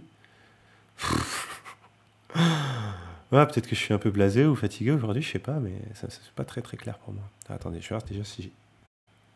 Non, ça va, dans le chat vous êtes sage. Je sais pas si je vous ai endormi, perdu. Si vous aussi vous êtes un peu en train de vous gratter la tête. Je vais mettre en un peu plus gros aussi, c'est peut-être ça. Par rapport à ces trucs-là. Ouais, bon là en fait on est vraiment dans le fonctionnement architectural du truc. Hein. C'est un papier vraiment... ils sont pas fendus d'un schéma en plus, c'est un truc de fou. Ouais, d'accord. Donc c'est ça que je voulais voir. C'était leur fameux. Ça, c'est le mécanisme de. Parce que bon, les autres trucs, bon, voilà, c'est un stablecoin que vous empruntez, ça liquide, ça charge un taux d'intérêt, ça doit suivre les prix avec les oracles. Si votre trove, ou je sais pas comment il l'appelle ici, il rentre en liquidation, bon ben voilà, il doit être liquidable. De l'autre côté, il n'y a probablement pas de stability pool vu que c'est maker, ils préfèrent des liquidateurs directement qui ramènent leur thune. Mais voilà, vous avez compris, toute l'infra de base, on la retrouve. Mais peut-être là où c'est plus intéressant, c'est ça. Et donc ce fameux VOX qui est le par Price Adjustment Mechanism. Donc pas PEG, mais par. C'est comme être en pair parity en anglais. Donc ouais, je sais pas s'il y a une différence vraiment entre PEG et pair. Et par. Mais bon, j'imagine qu'il y a une différence de subtilité, comme on disait tout à l'heure, légale. Et donc là, ils le disent, la différence entre les deux, entre un pegged stablecoin system comme DAI et un reflex bond system comme RAI ou RICO. Ah oui, d'accord, aussi. En gros, c'est... Un par, c'est un peg qui bouge. Pour le mettre simplement. Et donc oui, c'est pour prendre encore en compte le fait que ce sont des systèmes qui évoluent vers un target, un objectif de prix qui est dynamique, qui lui-même répond à ce qui se passe sur les marchés, l'expression de la demande et de l'offre concrètement.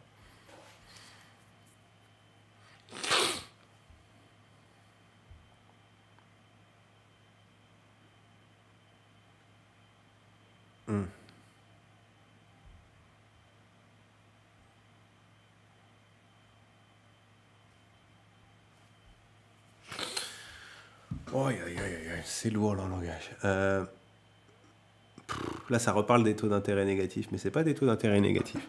En fait, je crois qu'ils essaient de nous dire qu'ils ont une manière tordue de faire de l'équivalent fonctionnel du taux d'intérêt négatif sans que ça soit des taux d'intérêt négatifs et que le protocole remain cash flow positif quand il te fait ce pseudo taux d'intérêt négatif qui n'en est pas un. Ok, on va découper ça. Putain, mais c'est quoi Way déjà? Je crois que c'était un peu ambitieux de le faire en live avec vous celui-là. Ah non, oui, on l'a pas vu. Non, mais c'est pas possible ça, les gars. Voilà, les mecs ils t'expliquent. Alors, VO c'est un truc qui dépend du Way. Et le VO c'est un truc qui dépend du Vox. Le Vox qui dépend du par et du Way. Et le Way, on te l'explique genre 40... Il est où le Way au juste?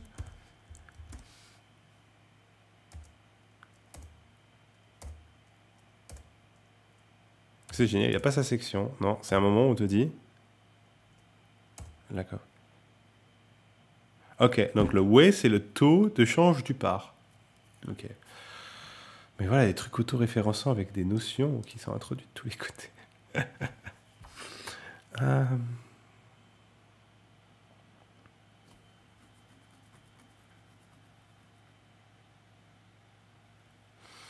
Donc en gros, oui, ils peuvent rendre le coût d'emprunt effectivement négatif par rapport à l'actif externe de référence.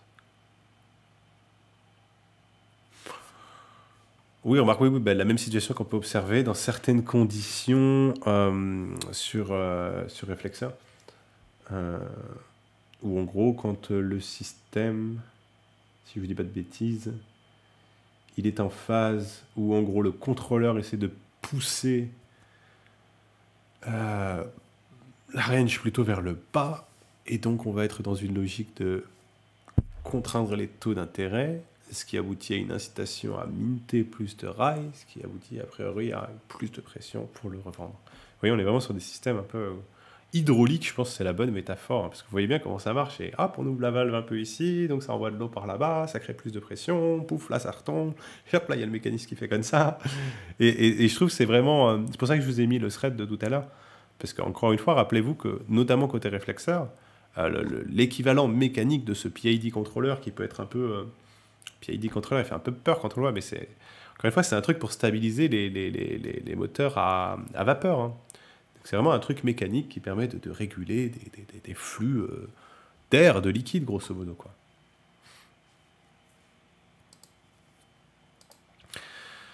Ouais, mais il m'a un peu achevé le Rico, là, je vous avoue. Je crois que je vais me chercher un truc plus digeste. Mais ouais, ça, c'est vrai que ça part à la base du papier de Nikolai, mais je crois que ça, c'est déjà une version un peu retravaillée. Non, c'est vrai que tu as raison que le papier, il a rien sur Roule, par exemple. Donc, tu n'as pas tort. C'était Warren BT qui nous disait ça, que c'est le papier n'est pas complet, probablement. Mais ouais, ils n'ont pas encore de Discord ou quoi que ce soit. Mais quand j'aurai plus d'infos, je vous en dirai. Je sais que c'est quand même assez activement développé, hein. Par les gars de... Enfin, pas par les gars de réflexeurs du coup, mais par des gars proches de la communauté réflexeur. Et donc pourquoi pas. Et alors ouais, pour finir, je m'étais gardé un petit truc pour la fin. Je pensais pas me faire achever par les papiers de Baker comme ça, mais bon, voilà. Je prends ma défaite, ok, c'est bon. Et c'était juste... si c'était un peu la réflexion sur les flat coins. Donc là, c'était juste dans un papier chez Base, le roll-up de Coinbase, là, où il le mentionnait. Et il mentionne quelques trucs.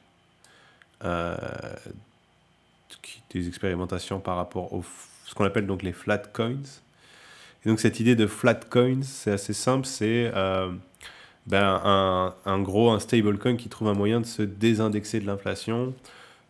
Donc on en avait déjà parlé même sur mon blog, hein, il y a un petit bout de temps, mais toute cette idée de plusieurs manières, soit l'actif, il a une forme d'appréciation naturelle, disons, qui correspond à l'inflation, ça peut être une manière. Donc ça c'est par exemple l'approche FPI de Frax, FPIS c'est le token de gouvernance de leur truc. Soit on va être dans une approche où en gros, le truc, il vous paie un rendement supérieur ou égal à l'inflation. Ça peut aussi être une manière, du coup, d'avoir le même résultat effectif qui est vous n'avez pas de perte de valeur contre l'inflation, par rapport à l'inflation, pardon. Donc ça, on en parlait pas mal dans cet article-là. Et je me permets de flex un peu, hein, parce que je ne suis pas économiste et j'arrête pas de vous défoncer les économistes à l'antenne, pour la plupart, parce qu'il y en a quand même certains qui font du taf, hein, mais beaucoup sont empreints d'idéologie. Et je pense que ça, c'en est une bonne preuve, puisque là, vous avez un article écrit donc par le bouffon que vous avez devant vous, qui s'appelle Brice, en mars de l'année dernière, 2022, et vous verrez qu'à une époque où on y disait encore que « Oh non, 3% d'inflation ou 4% d'inflation, mais c'est temporaire, t'inquiète pas, on ne sait pas d'où ça sort et tout ça. » En gros, moi, je ne sais plus ce que je vous mettais exactement, mais en gros, je vous mettais... Eh ben merde, oh là, qu'est-ce qui s'est passé avec les images, là ? Dis donc. Ok, ouais, j'ai un petit souci sur mon blog, j'irai voir ça. Mais en gros, je vous disais que, par exemple, si dans une perspective de vous désindexer de l'inflation avec un stablecoin, pour prendre en compte l'inflation réelle et encore et avoir de la marge, moi je partais plus dans une idée que vous alliez devoir viser les 10-11%. Euh, donc il y avait déjà une capacité à anticiper ça avec les données qu'on avait, et la plupart des grands économistes n'ont pas été capables de le faire. Mais bref, petite régression, juste pour parler de cet article qui était assez cool. Oui, je vous l'ai mis dans le chat, c'est bon. Et, euh, et cette idée des flat coins, qui je pense peut avoir un certain intérêt. Alors c'est vraiment pas clair encore sur quelle est l'approche la plus pertinente pour y arriver. Mais je pense que c'est vraiment un truc qui peut avoir de l'attrait du point de vue de l'extérieur, quoi. Parce que là, on est vraiment sur un truc que, en fait, nous, on peut faire, mais personne d'autre que nous. La DeFi peut livrer, quoi, mais personne d'autre peut le faire. En finance classique, s'ils savaient le faire, ils l'auraient fait depuis 100 ans. Vous en faites pas pour eux, hein. Donc le fait qu'ils ne l'aient pas fait, c'est juste preuve de l'incapacité technique à faire ça de manière fiable et à grande échelle avec les outils financiers classiques. Et en fait, c'est ça qui est cool, c'est que là, on arrive maintenant au stade où il y a plein de trucs comme ça, hein. Il y a plein de trucs comme ça. Parce que, mine de rien, il ne faut pas oublier que la finance classique, c'est de la bidouille à coups de kobold. Voilà, un truc qui est un code de 60 ans, de système légal corrompu et manipulé dans tous les sens, et d'une énorme bureaucratie, d'une administration aussi qui vient avec. Donc tout ça, ça a des coûts, mine de rien. Quand il y a 40 formulaires à remplir pour faire un mouvement, ou des accréditations à avoir de tous les côtés pour pouvoir faire la moindre chose, ça se retrouve dans les frais concrètement, quoi. Euh, telle sorte que certains trucs deviennent littéralement impossibles car morts avant d'être nés par l'infrastructure. C'est Cobol, pas Cobold. Oui, c'est vrai, merci Psytel. Ah là là, c'est avec mon Linux qui est Gnome, mon Gnome UI là, je me confonds, maintenant ils sont partout. Euh, mais donc oui, il y a des cas entiers d'utilisation qui sont même complètement rayés de la carte à cause de l'infrastructure. Et le plus parlant là-dessus, c'est les micro-paiements sur Internet, où vous remontez en 2000 ou autre, quand on commençait à payer sur Internet, ça se projetait pas mal sur l'idée qu'on allait payer 10 centimes par-ci, 5 centimes par-là, ou des trucs comme ça. Ça n'est jamais arrivé, bien sûr, parce que l'infrastructure de cartes bancaires qui serait utilisée pour ces paiements-là, euh, elle est coûteuse, quoi. Je n'ai pas les chiffres en tête, je ne les connais pas spécifiquement, mais voilà, comprenez bien qu'on est sur un truc pas marginal. Si vous voulez prendre un paiement par carte de 20 centimes, probablement qu'ils payent genre 2 cents de frais sur un truc pareil, en gros 10% du montant, et que c'est pas du tout marginal. Et que c'est bien aussi pour ça que, je sais pas, mais même en France, vous allez dans des boutiques ou autres, souvent c'est 10-15 euros minimum pour la carte. Donc voilà, là, typiquement l'exemple même d'un cas d'utilisation qui ne peut pas exister à cause de l'infrastructure qui n'est pas capable de le suivre.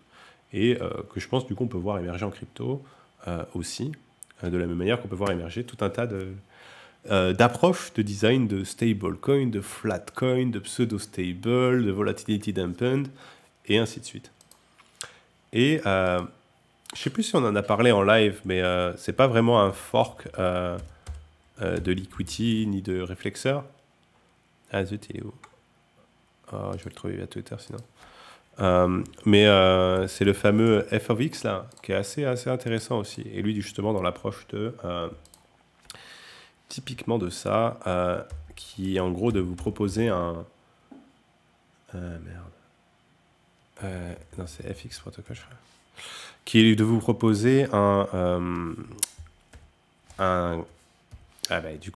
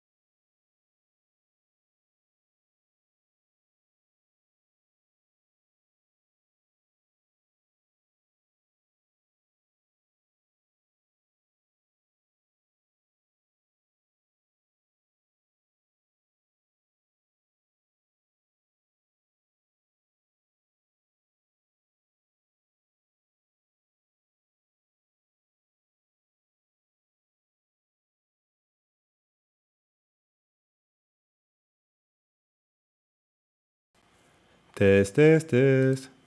Allô, allô, allô. Vous m'entendez maintenant? Ouf, merci. Je ne sais pas ce qui s'est passé. Putain, c'est génial ça, j'avais jamais eu. J'ai littéralement eu une source audio qui a sauté au milieu du live Twitch. Bon, au moins j'ai trouvé. Mais c'est pour ça que j'ai galéré un peu, pardon, parce que au début je croyais que c'était moi qui avais appuyé sur un truc, cassé quelque chose, comme à mon habitude. Mais ça n'était pas le cas. Euh, mais voilà, avec un peu de bidouille, j'ai trouvé de quoi finir le live. Ah là là, vous avez le droit à la petite panique en live. C'est pas la première sur cette chaîne en plus. Putain, je vais finir par prendre. Il y a un mec qui va faire un gif de genre 1 minute de panique de Brice. Oh, putain, je vais vous donner des idées là. Mais du coup, on parlait de ça. Le F Protocol de Aladdin Dao. Pour finir un peu sur une note un peu sympa. Qui lui aussi approche, pas très très loin, quelques semaines, quelques mois, mais qui n'est pas encore lancé. Qui lui n'est pas un fork de Liquity ni de Reflexeur. Ah mais tiens, mais si c'est... Mais tiens, Evix, c'est pas toi qui est... Ah mais il est sur tous les bons plans celui-là. Laisse-moi deviner, t'es dans le live aussi. Ah j'adore. Il y a Beg, donc, Evix, je sais pas si vous vous souvenez, c'était le gars qui était dans le marathon Maverick et qui nous avait fait un petit récap. Et ben il vous a fait un petit récap sur FX apparemment, en français. Donc voilà, n'hésitez pas à aller le voir, parce que là on va pas le recreuser. Mais moi je vous en parlais plus dans cette idée de ben voilà, que vous avez là ce FX qui est du coup pas un stablecoin, mais un coin relativement stable. Ça va être très très très subtil de naviguer tout ça. Mais lui qui est donc littéralement en gros un 10% de volatilité d'Ether, quoi. C'est comme ça qu'on pourrait le définir. Mais voilà. Mais ouais, les images du blog, ça m'a stressé cette histoire. Mais je crois que c'est juste sur l'article qu'il y avait un problème, mais pas sur tous les articles, non? Non, ok, c'est tous les articles, génial. Bon, ça doit être un problème chez mon hébergeur. Je vais débug ça, tranquillou. Et sinon, je crois que pour aujourd'hui, c'est pas mal. Donc vous avez tous les liens. Normalement, vous avez tous les liens pour Taille, pour Rico, côté réflexeur. Et donc côté Liquity, on a Alternity sur le CNI, immutable, et Gravita dont on a déjà parlé. Le Ethos Reserve sur Optimism, mais un peu plus permissionné. Et le fameux projet non explicitement mentionné qui fait une utilisation intéressante de l'infrastructure de Liquity. Et ouais, Rico Gourmet, allez, si tu veux finir avec un petit point sur les 3-3, mais tu veux parler de quoi? C'est vrai que ça a pas mal bougé côté Chronos, peut-être par rapport juste à notre... Ah, on peut reprendre la suite de juste petits travaux pratiques, allez, mais de juste l'analyse de la rétention de TVL contre l'évolution du prix du token. Voir si maintenant qu'on a... c'était à quoi? Il y a un petit mois maintenant, ce marathon, un truc comme ça? Enfin, c'était pas un marathon, mais vous m'avez compris. Maintenant qu'on a un peu plus de données, et qu'a priori le token, il a continué à dumper... Ah, lui aussi, il est aussi beau que la charte de Baker, waouh. Oh là là, ils ont de ces slopes, les trucs. Ouais, bon, après, il a pas tellement plus dumpé. Il a dû diviser par 2 par rapport au dernier live, quoi. Sachant qu'il avait divisé par 5 par rapport à la première fois. Ça va, a priori, allez, dans un mois, il aura redivisé par 2 et après, on voit le bout du tunnel. Je suis taquin aujourd'hui. Non, en vrai, on s'en fout du prix comme ça dans l'absolu. Moi, ce que je vais voir, c'est la comparaison des deux. Mais mon DeFi Lama, il est un peu de tense aussi. Chronos, tu connais Chronos, DeFi Lama? Non, tu connais rien aujourd'hui. Oh, faut que j'aille te le chercher à la main. D'accord, d'accord. Tu les as mis au TEDx. Attends, on veut quoi? On veut le volume? Non, en vrai, on s'en fout du volume dans les médias. Ah si, quand même, on peut le voir par le volume, comme ça on a le contexte. Allez.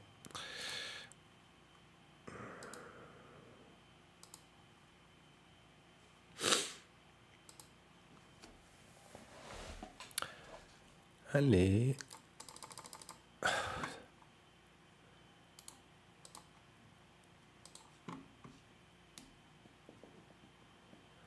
Oh là là, mais c'est quoi ce délire?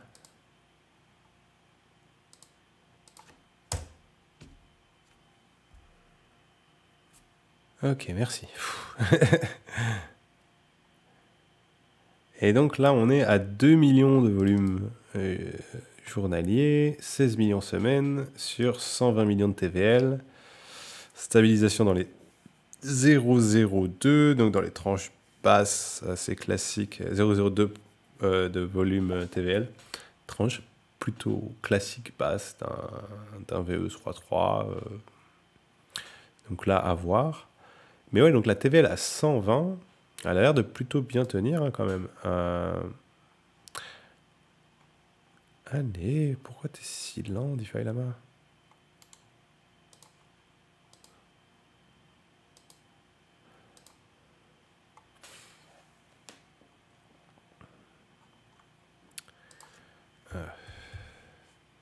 Je vais le prendre comme ça quand on voit la TVL aussi. Non? Ok, il faut passer par là, c'est du délire. Là aussi, l'UI, hein. Non, bon, après, eux, on leur en veut moins. Ah, voilà, c'est ça que je voulais. Donc, on voit... Ah, en plus, c'est bien, ils ont tout centralisé maintenant. On voit quand même que... Attends, bah, on va prendre la date du live aussi, mais je sais plus quand est-ce qu'on l'avait fait exactement. Je vais... Hop.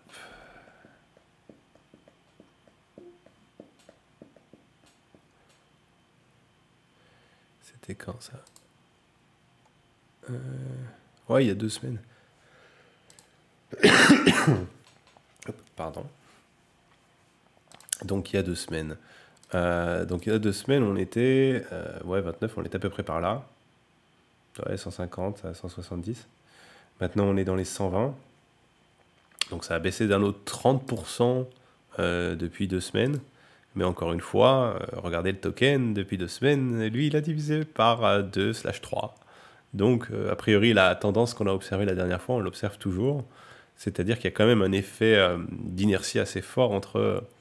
voilà, la TVL ne suit pas le prix directement comme on le voit sur les autres VE33, mais a priori, il y a encore une certaine inertie qui se maintient, ce qui permet d'avoir une liquidité qui est préservée,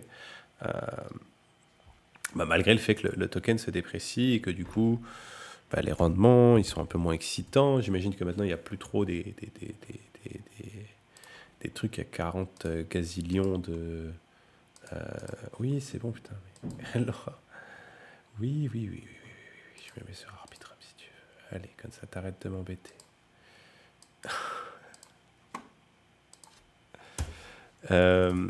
Mais ouais, du coup, voilà, bon, les rendements, je sais pas si vous vous souvenez au début, mais cette pool, c'était un peu n'importe quoi. Je crois qu'elle était montée à 60 millions de TVL avec des rendements pas possibles. Bon, voilà. Bon, il y a les pools de stable qui sont restés. Comme d'habitude, ça devient assez rapidement des fermes, les VE33.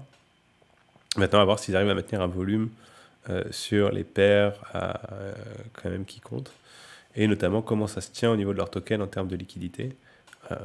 Puisque ça reste un peu le nerf de la guerre, quoi.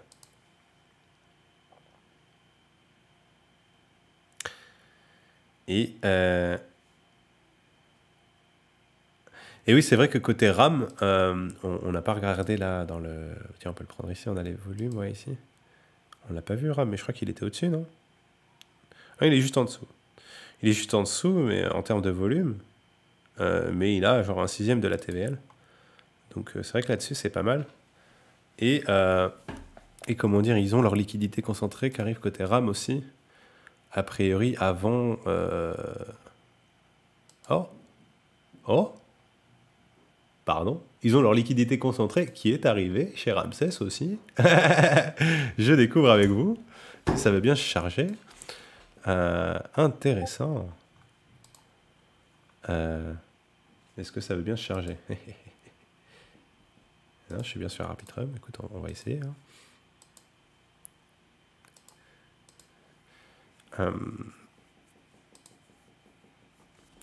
Alors, je n'ai pas l'interface de... Mais juste celle-là. Est-ce que là, je peux faire de la concentrated?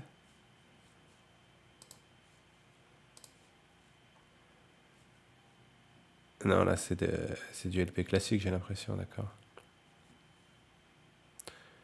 Donc c'est là, mais j'arrive pas à charger l'interface.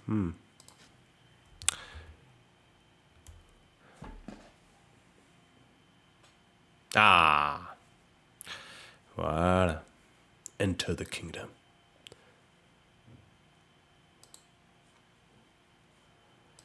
Si, oui, d'accord. Bon, c'est fork UniV3 en interface, hein. Ok, on s'y attendait. Mais on y est donc. On y est donc. Voilà. Les... Hop, vous êtes familier au truc, vous connaissez la chanson. Hop. Ça a l'air de marcher, ça se tient, c'est plutôt cohérent. Mais maintenant... Ah, on peut voir les analytics ici, génial.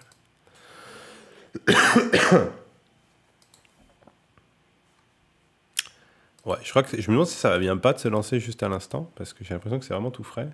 Je savais que ça devait se lancer cette semaine. Ah bah si. Ouais, bon, il y a un petit peu peut-être qu'ils avaient en test, mais... Donc ça va être intéressant de voir comment ça prend et quel genre de pool vraiment capture le volume. Mais c'est vrai que là, comprenez bien que pour les stables sur Arbitrum, ça va aussi pas mal changer le jeu. Notamment en fait pour la...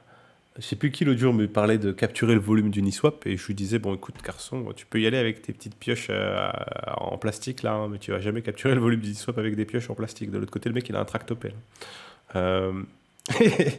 Et bah là pour le coup maintenant on a potentiellement un tractopelle dans un VE33, donc là tu peux aller chasser sur le terrain d'Uniswap avec ça, ouais, sur les volumes des paires, des gros stable et des choses comme ça, quoi. Ouais, bah c'est cool, ça bouge sur Arbitrum en tout cas en ce moment, ça manque pas d'action. Donc on va voir ce qu'on va faire même pour l'USD côté là, c'est qu'on n'a pas fait trop de liquidité pour l'USD sur Ramsès. Parce que justement, un peu dans la perspective d'attendre la liquidité concentrée, on savait qu'elle arrivait. Et voilà, de ne pas faire l'effort de construire une pool pour migrer après.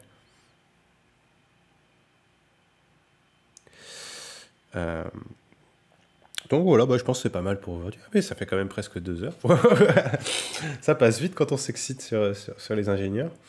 Ah oui, et tiens, si, dernière question d'Atim, j'avais juste essayé parce que je ne voulais pas faire une dernière dérive. Mais Funa, je l'ai sur mon radar, en effet. Mais j'ai pas encore eu assez le temps de te le creuser pour t'en parler avec pertinence. À part que, bon, il m'intrigue. Parce qu'en effet, le pitch est pas mal du tout, hein. Le pitch, c'est quand même... en gros, c'est n'importe quelle paire et sans oracle. Donc ça, c'est quand même assez cool parce que ça permet d'envisager le truc complètement immuable, sans price feed. Donc vraiment... le vrai statut de primitive, vous savez un peu le débat où l'equity c'est un protocole antisismique, mais techniquement ça n'est pas une primitive, même si c'est le plus proche de ce qu'on est à l'heure d'aujourd'hui pour une primitive, pour un stablecoin. Et pourquoi ça n'est pas une primitive? Parce que si on prend toute l'approche de risque étendue, on se rend compte qu'il y a il y a une dépendance externe qui est redondée et mutualisée, mais qui reste une dépendance externe. Et donc, il y a un scénario qui correspond à une attaque coordonnée sur Taylor et Chainlink où vous pouvez mettre l'equity à terre, alors qu'un protocole comme Ajna, a priori, comme il n'aurait aucune dépendance externe, on exclut cette possibilité-là du scénario. Et donc, si le code tourne, a priori, ça tourne, un peu comme Uniswap. Vous voyez la logique. Donc, ouais, ça c'est cool pour de l'emprunt. Alors là, si j'ai bien compris, on est par contre sur de l'emprunt d'actifs existants, ils ne créent pas leur stable ou quoi que ce soit. C'est vraiment un peu comme le modèle de Blur pour les NFT. C'est un peu une approche qui a de la pertinence.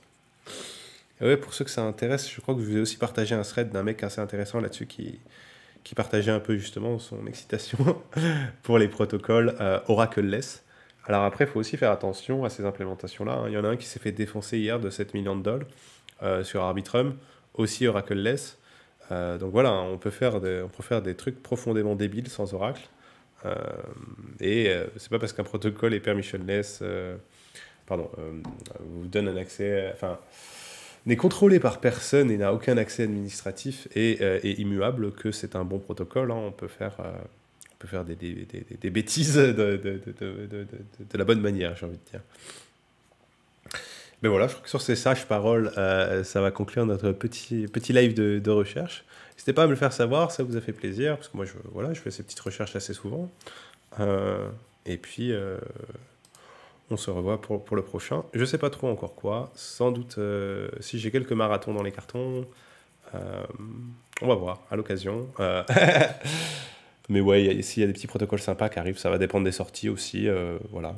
Mais j'essaie d'être un peu plus proche des sorties pour les trucs intéressants qui arrivent. Comme ça, au moins, disons que si on arrive à répliquer le scénario Gravitas, ça me ferait très plaisir que vous ayez un marathon peu avant le lancement ou très peu après. Donc voilà, on va essayer de faire ça.